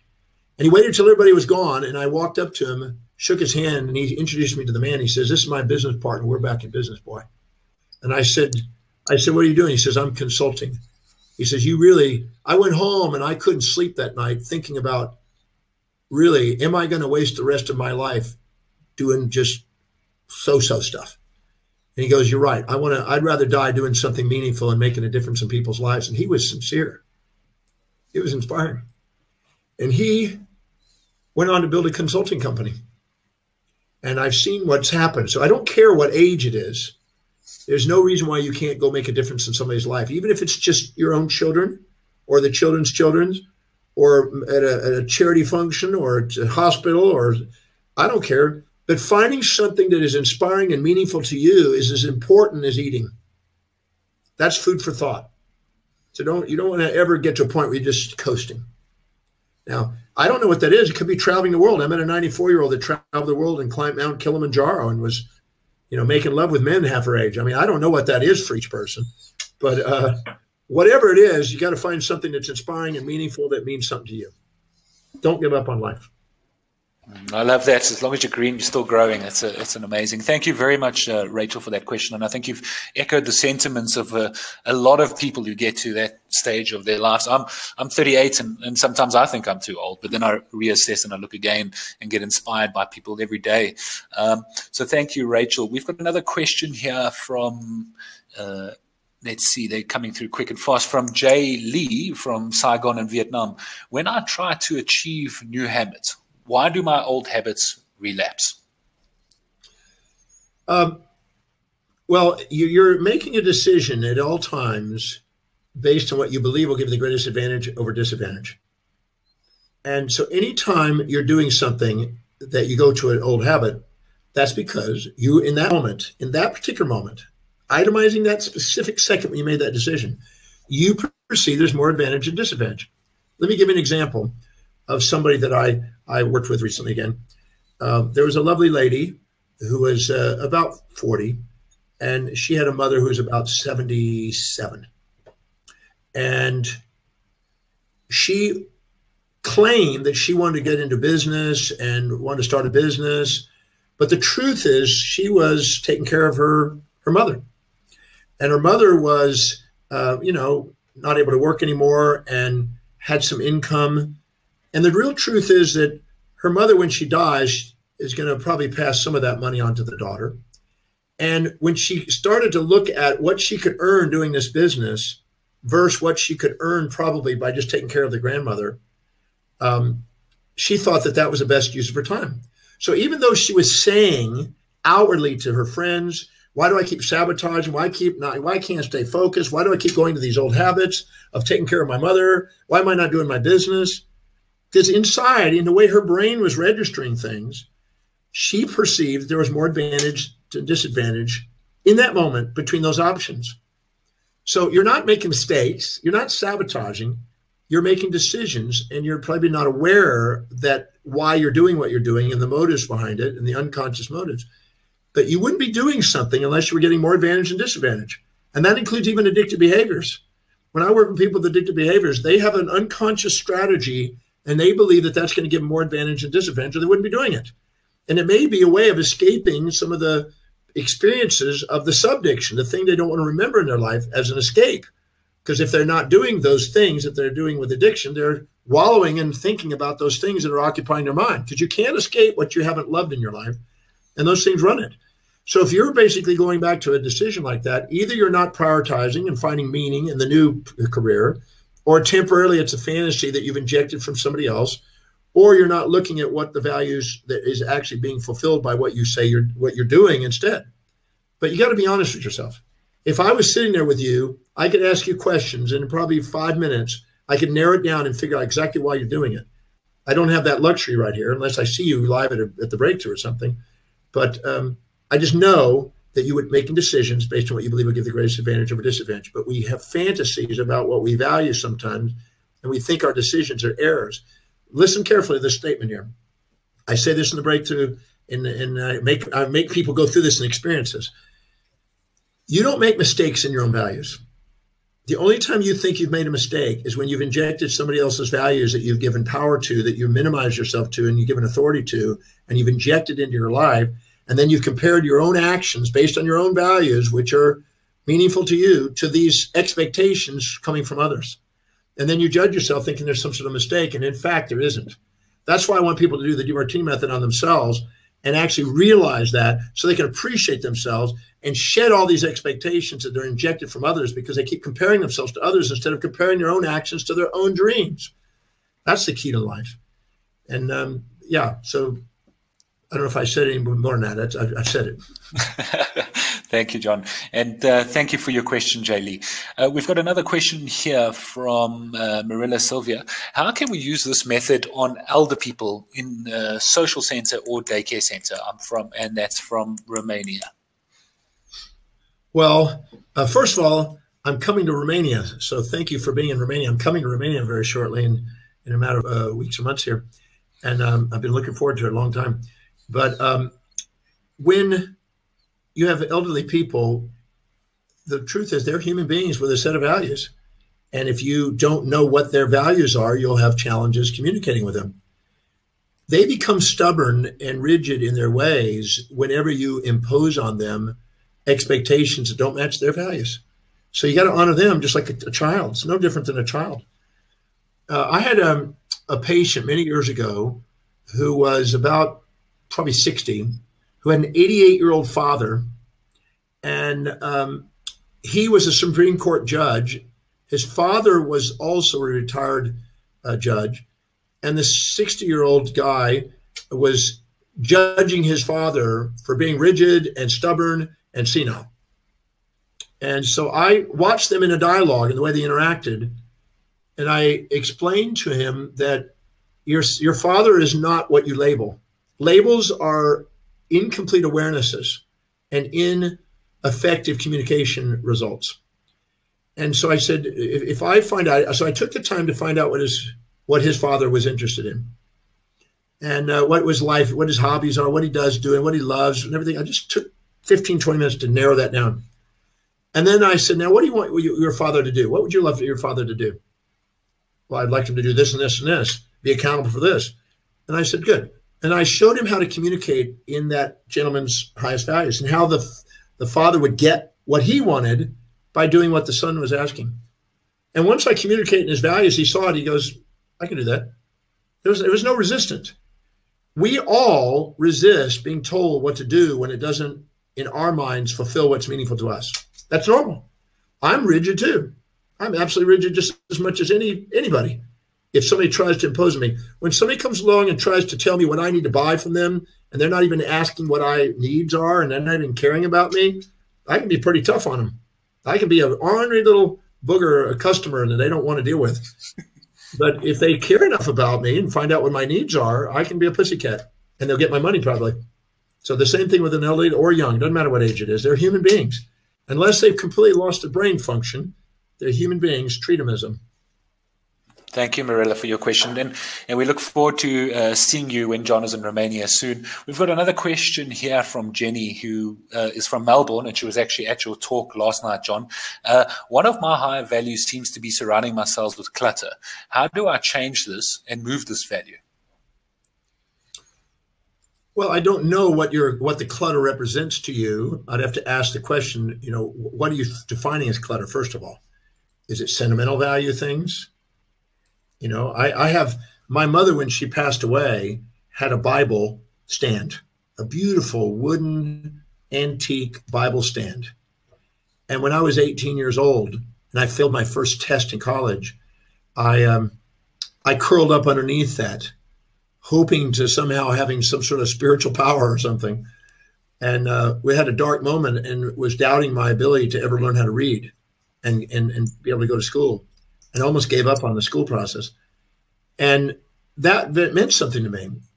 And because of that, when she passed, that was willed to me. And in my office is that Bible stand as a metaphor for a turning point in my life, a very important one. So sometimes what other people will call clutter is actually something meaningful. So you want to be able to differentiate things that are obviously consciously meaningful and then discover what the unconscious meanings of some of the other things are first. Because we will only keep stuff if we perceive there's going to be more advantage and disadvantage by doing it somehow. Or we don't know where to go with it. We don't have a strategy to get rid of it. Or we think, well, maybe I can get money for it and maybe I don't want to do it unless I sell it. And so sometimes the wisest thing to do is to move. And all of a sudden you have to get rid of stuff. That's one way of doing it. Or you go and get a specialist to come in and take it from you and sell it for you. There's many things you can do with it, but if it's got sentimental value and it's still got more advantage and disadvantage in your mind to keep, you're going to keep it. And you're going to build up a clutter of stuff, but it's only clutter to other people and clutter to your conscious mind. It's not clutter to the unconscious motive of why you're keeping it. So I want to uncover what that is. But the best way to do that is to find out and ask yourself, so what's the benefit of me keeping that?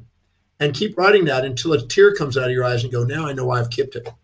And you'll bring unconscious motives of why you keep it up into the conscious mind. And then you may find out, I don't want to get rid of it. Or if you really do want to get rid of it, you'll put a strategy together. If you really, really, really, really want to do something, you do it. When somebody says, I want to do something, but I never get around to doing it, they got other things way more important on their list, and that's not highest on their value. Fantastic. I'd just like to remind the audience the offer is still available. If you'd like to take advantage of that 10% discount, just click through on the left-hand side. We look forward to holding you there. The real shifts will come when you're in the room and you start drilling down on these things that John is really talking about now. We've got another question from Anthony, who's actually attended the Breakthrough Experience. Fantastic. Nice to have you with us, Anthony. After having attended the Breakthrough Experience twice already and having listened and read through many of your books, I have a reasonable understanding of what you educate around values. However, the years later, I feel like I'm still stuck. I wasn't able to break through anything at both of the events. What would you recommend for Anthony? Well, he seems to have had that breakthrough and now sort of needs another. I don't know. I don't know exactly because I don't let people out of the room without them breaking through one of the things that they're prioritizing. So I'm not sure what happened there. If he contacts me personally, I can find out what exactly is happening there, because if he lets me know what he's thinking he's not broken through, I can help him. So if I know exactly what that is, I can help him with that.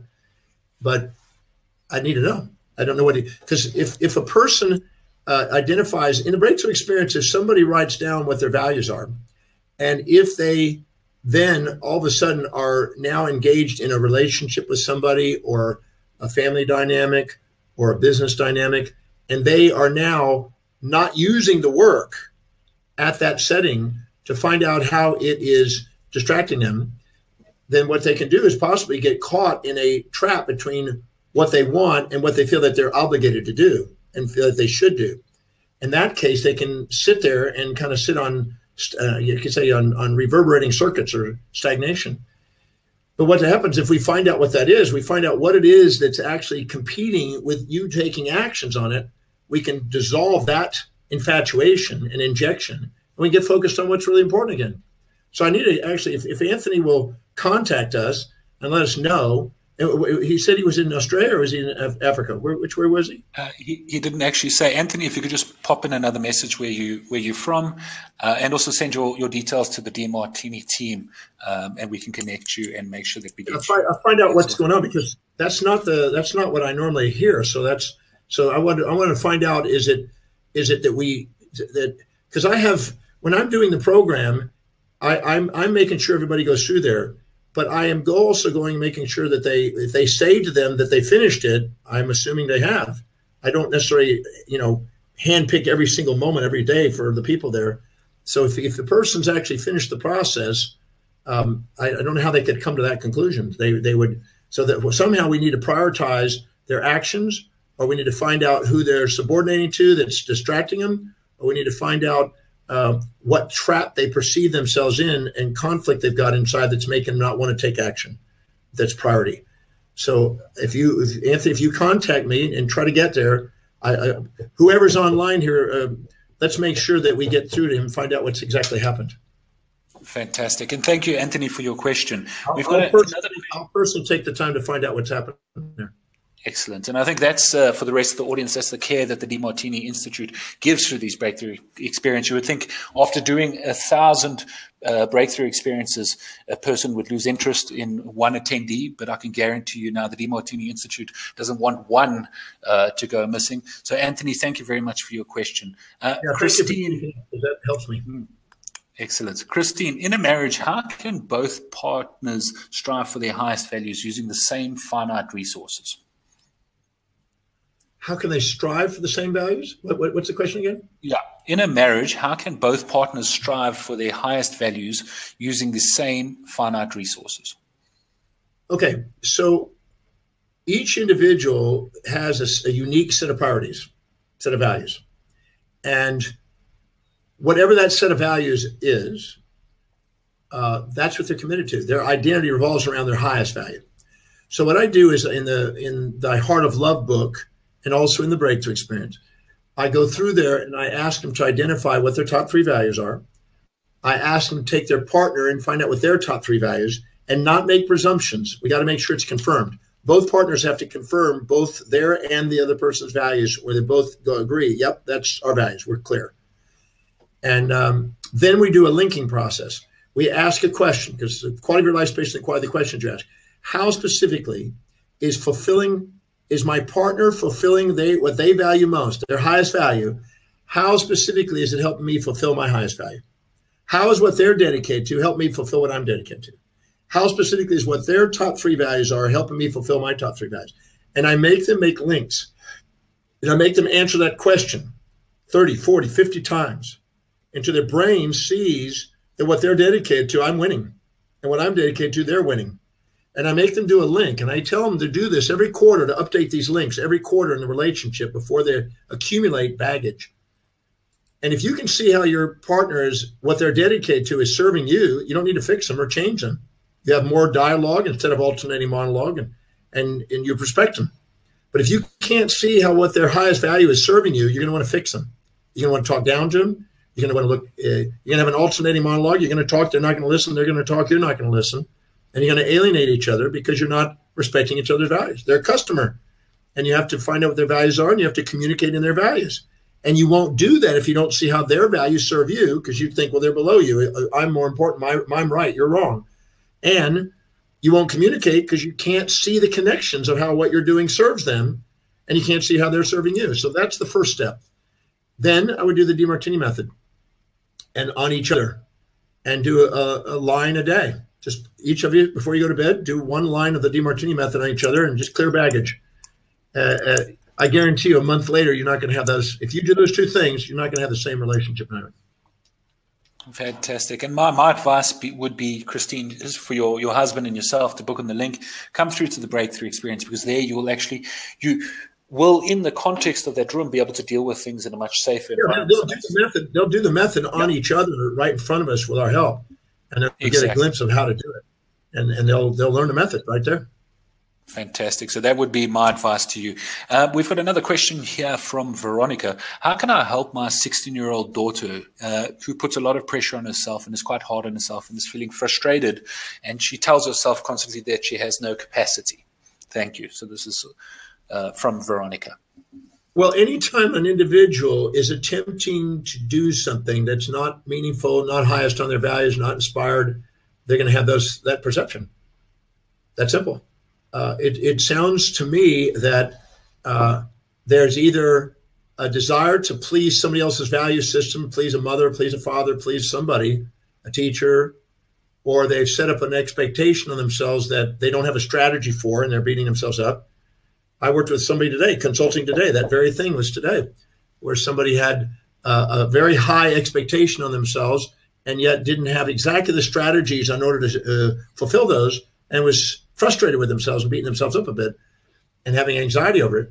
So it's either a strategy issue, you haven't got exactly what you're going to do to get what your outcome is, so you can see it clearly in your mind, exactly what you're going to do, so you're not anxious and not beating yourself up, or you're setting a goal that's not really in line with your value, and you just think it is, or you're trying to set a goal that's somebody else's, and you're wondering why you keep getting distracted by other things that are more valuable to you.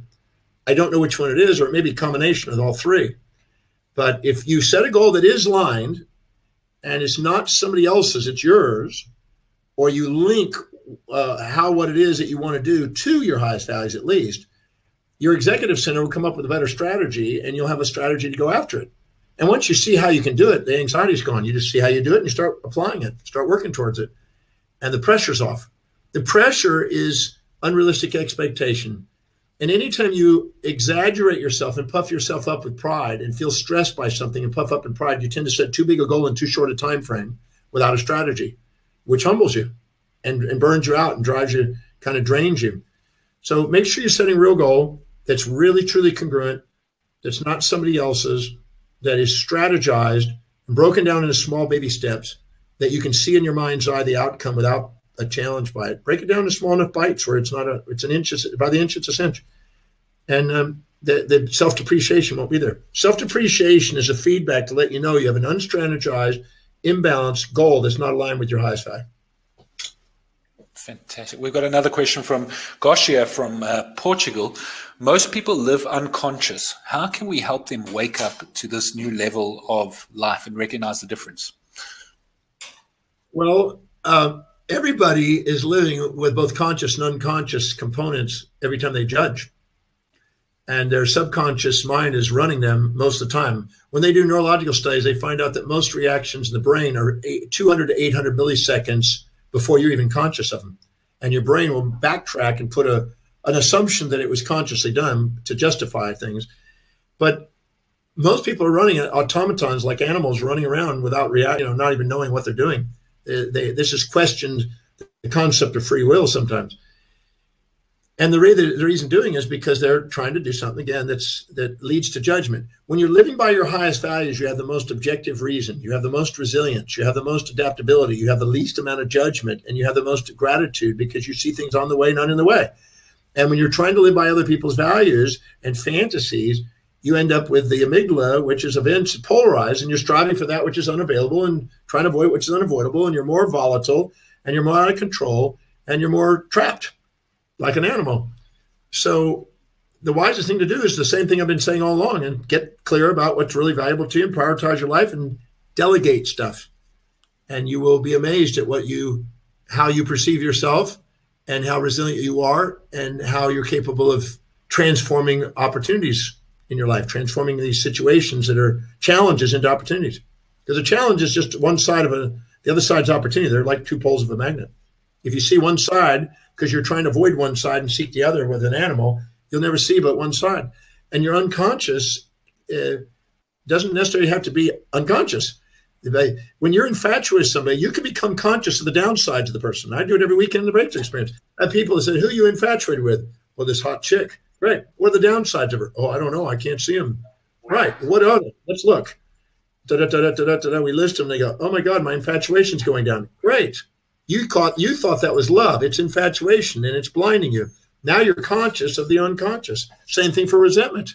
People are resenting people and think, well, those people did this to me and I resent it. Good. What's the benefit of it? And where have you done that? And all of a sudden the unconscious conscious. So it's the quality of your life that based on the quality of the questions you're asking. There's no reason why the unconscious has to run you unconsciously. You can become conscious of all of it. It's just about the questions you're asking. Thank you, Don. And thank you, Goshia, for your fantastic question. We'd just like to say we've got about another 5 minutes left of the open Q&A. So if you could just pop those questions into the top there, we'll get through as many as we can. And also, we'd just like to remind you that the Breakthrough Experience offer is still available. If you jump onto that link now, it's a limited time offer for the people that have attended and taken the time to attend this webinar and sit through the time. So it's extra 10% off the current advertised price for Breakthrough Experience. Plus you get the free gift valued at $400 for Dr. Demartini's online module, Inspired Destiny. Massive value. Get to spend 48 hours with Dr. Demartini in person. And if you think you can answer a lot of questions in a 20 or 30-minute Q&A over a weekend, you'll be astounded by the type of questions that he can answer for you.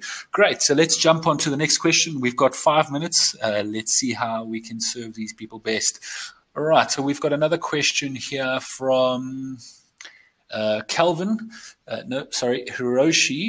how to maintain the breakthrough experience after the breakthrough seminar in daily life. So someone who's attended the breakthrough experience, how do they maintain that in their day-to-day life? And this is from Hiroshi. First of all, let me shatter a potential myth or fantasy that might be there in some people's minds. So I want everybody to please listen to this. Many people have told you, this is how to be happy all the time. I don't teach people that. I think that's crock. I tell people that you are designed to tackle challenges your entire life. And the greater the challenges you can tackle in one life, the greater your life. And so the second you find order in your life, you get promoted to the next chaos, the next challenge. And everybody can look at their life and see it's obvious, but some people are still holding on to the fantasy. I want to be happy and be done with it and no more challenge. I want to die. I want to be in total bliss and never have to do it. This is all delusion as opium to the masses. I'm not interested in mass thinking. I'm interested in mastery. And you're not going to get mastery holding on to fantasies that it's going to be peaceful all the time. Because frankly, I don't know if anybody's got peace without conflict. And there's two sides to life. And I've been doing this for 45 years almost, and I have challenges every single day. And the second I get my life together and it's ordered, I go on to the next challenge. And that's what life's about. So you don't want to think that you're supposed to be in bliss all the time, because I think that people that promote that are misleading. And I think that that's false teaching. Your life is going to be given. You're going to have moments of integration and grace. And you'll look back and you'll see the order of things, and you'll go out and you'll have judgments and you'll have distortions. And then you'll have to work through those. And I give you the tools and how to sort through that and go to the next level. And then you'll tackle again another set. Will Durant, in his History of Civilization, talked about the dialectic. And the philosophers throughout the ages have been talking about it all these centuries. And today with the Demartini method, we have something that's even more profound than the dialectic. But it's talking about integrating pairs of opposites, transcending them, rising above them, seeing beyond the pairs of opposites, rising and getting a next set of pairs of opposites, and doing it again. So the breakthrough experience is not like, oh, I'm done now, I'm all peaceful. Some of the most powerful people I've seen who have done the most extraordinary things are the people that have been there more than once. And they go there to clear all the issues they have with their family members. They go there to clear and own the traits of the greats. They go there to break through new plateaus that they're doing, and they just keep expanding and keep going and tackling new challenges.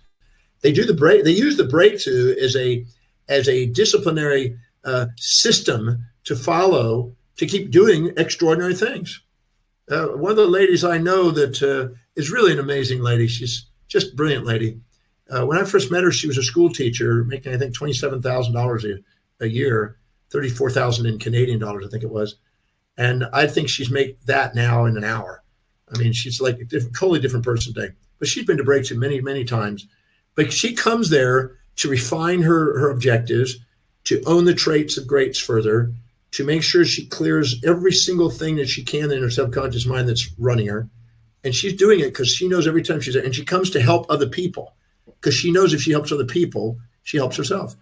So she's learned the principles and applies it and doesn't have to go there. In my experience, the people that come there the most are the ones that need it the least. And the people that go there the least are the ones that need it the most. And so I want to make sure that's clear. So if you come to breakthrough and you want to get the most out of it, all you have to do is apply what's in it. So if you start doing the Demartini method, even one little line a day, if you start prioritizing your daily actions every day, if you start to do own the traits of the greats, a line every day or every other day, if you start to structure and delegate things, if you start to prioritize what actions are working and not working, if you just do a handful of things in a breakthrough, there's no way you're not going to keep expanding your game. So that's how you get the most out of it. But if you expect any program or any person or any one thing to just make all my problems are gone, then you're living in a delusion, and you need to be at the breakthrough experience to break your delusion. And I see them. I see people that coming there. They go, I had somebody the other day, they said, I just want to be happy. I just want to be happy. Those are the miserable people I meet. The most miserable people I meet are people looking for a fantasy of bliss and happiness all the time. They're escapist. They're dissociated from the magnificence of what life has to offer. So the breakthrough experience is not going to feed fantasy. So don't come to the breakthrough if you're wanting fantasies. You need to go to a rah-rah session somewhere and and then go into bipolar condition that way. Come here to grow and master your life. If you want to master your life, come to the Breakthrough Experience. If you want to feed fantasies, don't come. That's all I can say. If you're going to get the most out of the program, let's set real goals, real time. Let's face the way life really is, and let's appreciate life that way. And we're going to do amazing things. Excellent. And you need to be in the room to be able to do those amazing things. So I'd like to just urge people to take action, because I think one of the key cornerstones, if you want to call it, of Dr. Demartini's work and research is actually being able to apply the methodology, being able to take action, actually do the work, not just sit back and expect it to be handed to you on a silver platter. You need to make the effort, click on the link, get into the room, get in your car, get into the seminar, spend the hours writing down everything that you need to, and do the methods. We've got another question here from Alison. Hi, John. Alison's from Queensland, Australia. I'd love to develop as an inspirational speaker. How can I get rid of my nerves and worrying about what my audience thinks of me? And this is one I've always struggled with, believe it or not, as well. And I think most people do. Well, you know, I don't struggle with that. I don't have a fear of speaking. I have a fear of not speaking. But I did at one time until I learned what all that is. And I'm going to tell you, it's a very simple thing.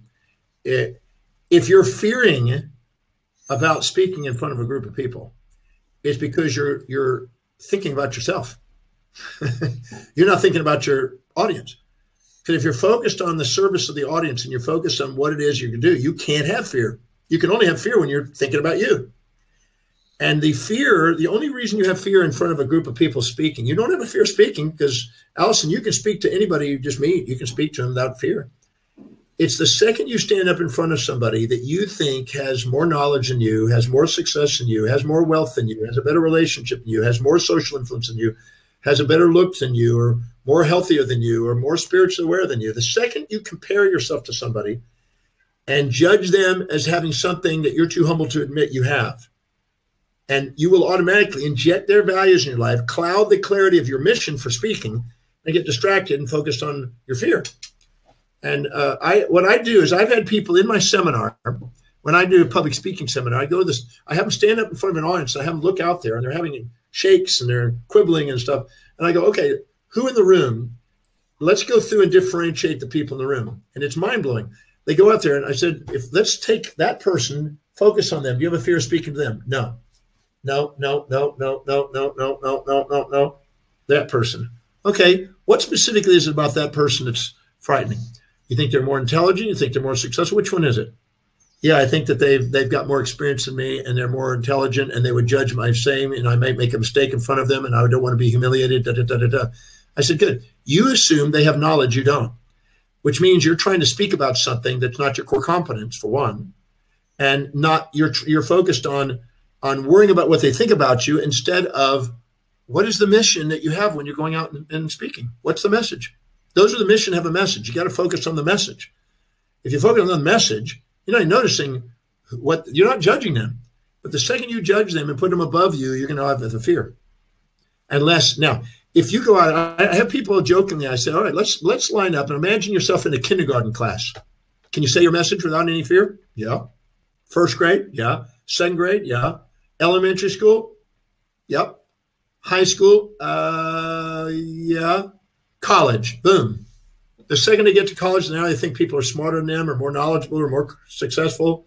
They all of a sudden freeze because they're comparing instead of serving and on a mission. So if you want to learn how to overcome that, get clear about your mission, stick to your core competence that you know you have knowledge about, that's valuable enough for people to listen to it.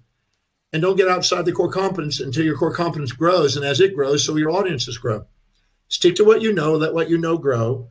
And if you see a client out there that you think is more successful or more wealthy, ask the question. This is what the Breakthrough Experience is about. Where and when do I display and demonstrate that trait, action, in action that I admire in them inside me?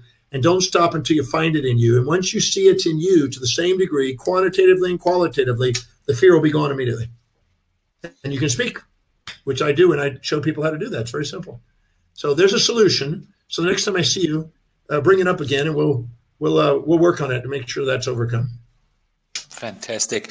And we have a few comments that have just come through. I know we're running out of time, so I just want to read some of these comments because they're really valuable. We've got from Ruth, wow, again, what a revelation about unconscious. Thank you very much, Ruth. We've got Alta saying, thank you, I love you, and thanks for all the questions.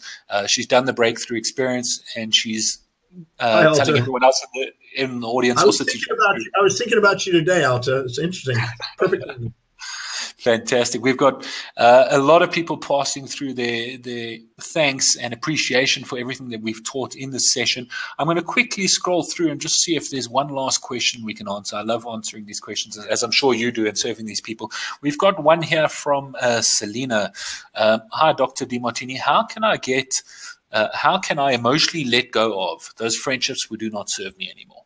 And I think that's a nice, solid question to end off with. How do I let go of what now? How do I let go of friendships that are no longer serving me anymore? Very simple. If you fill your day with actions and people that are most inspiring, most meaningful, highest priority, you will integrally and honestly be so busy with those that you'll be able to say to the people that are less priority, I'd love to see it with you, but I've got a very busy schedule doing what's highest to my priority right now. And just let it fade. If you're afraid it's going to hurt their feelings, just know that it's better to hurt somebody's feelings and be integral than to sit and lie and talk behind their back. And sit down and write down, how will it benefit them to move on? How will it benefit them? Because if they're not inspired to be with you and you're not inspired to be with them, then you both could be doing more important things. But how does it benefit them for you to move on and exemplify what's possible? Can I share a story? I was, this is going to sound arrogant, and it's going to be perceived at first sight as an arrogant process, but it's not. I was in years and years ago, I was in Houston, Texas, and I had quite a number of friends because I was there more frequently. Now I pop in there about 4 times a year, because that's where my hometown was. I still have an office there, but I'm only going there about 4 times. I'm in my office maybe a day or so a year, and in Houston. And I was there, and there was about 14 people that contacted me, found out I was coming in town, and they all wanted to go to lunch. Now I'm only there for 3 days. 3 days. 2 days are in the breakthrough experience. 1 day was in my office doing stuff. Answering phones, not answering phones, but doing consulting on the phone, and doing media and things. So I really had a tight schedule.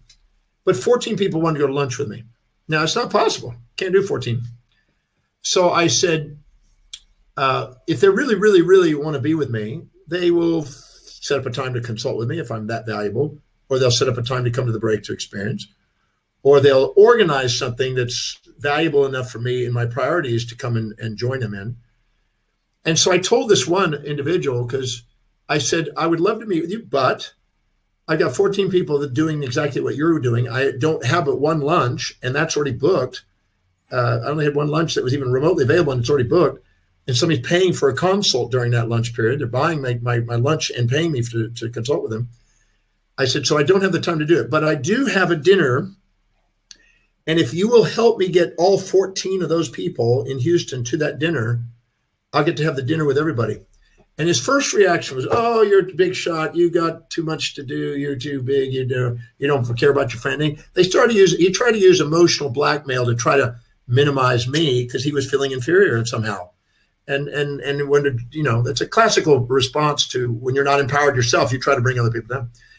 And I said, look, you can say all that if you want, but the fact is, if I'm not spending time with you, I'm obviously perceiving that my time is more valuable somewhere else. And if you had a customer, would you just blame the customer, or would you want to try to meet that need? If you really want to spend some time, I would love to spend time with you, but I'm not going to stop what I'm doing, which is more valuable to me than what offer. But if you offer me more value and put all these people together, we'll have some time together. If not, and you want to be upset, well, then I respect that. And maybe I'm not your best friend. Maybe it's best for you to hang out with somebody else. And I just got really clear and got integral with it.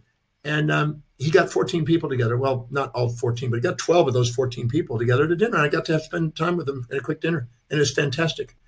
But if you don't respect your time, don't expect other people to. You got to be able to say no to things that are not the highest priorities in your life if you want to say yes to things that are.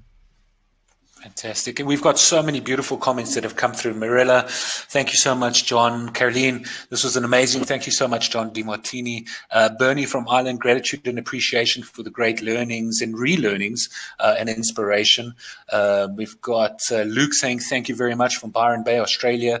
Hiroshu, who came up and we answered these questions earlier, saying thank you. Glynis, and these are all wonderful people that have come in and have joined the Dr. Demartini Institute and family. So I'd like to encourage everybody we're going to be closing down in a few minutes. So the offer is still available to the right-hand side to attend the breakthrough experience in any one of the countries that it's linked there. You'll see UK, USA, France, Australia, and South Africa, the dates and all the prices. The Dr. Demartini Institute is available, and the team is available to handle any of your queries and process your transactions off the back of this. So I'd encourage you to take action and get to really spend some time with Dr. Demartini. And in closing, John, is there something that you could leave, a little nugget of wisdom to wrap up this last almost hour and a half, 2 hours, or I don't even know how long we've been going. I've been so lost in this moment, that the audience can take away with them for those that have followed us through to the end?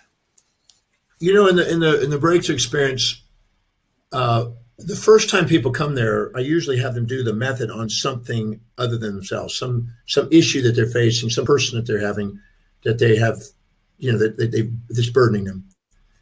And then people that come back and want to master their life more fully, have them do it on themselves. So they learn how to do the method on themselves so they can just say, thank you, I love you. Because so many people can't do that. They keep comparing themselves to others. They can't appreciate themselves. And to be able to look in the mirror and realize and honestly look at that and say, thank you to yourself. And be able to love yourself and appreciate yourself for who you are and what the contribution to me is what I'm interested in. And if you can do that because if you had only 24 hours to live, your highest priority is thank you, I love you, to the people that contribute your life. And then hopefully that's you. But if you're not appreciating you and you're, you know, sacrificing yourself for everybody else, trying to please everybody, I'd rather have the whole world against me than my own soul, as the old proverb is.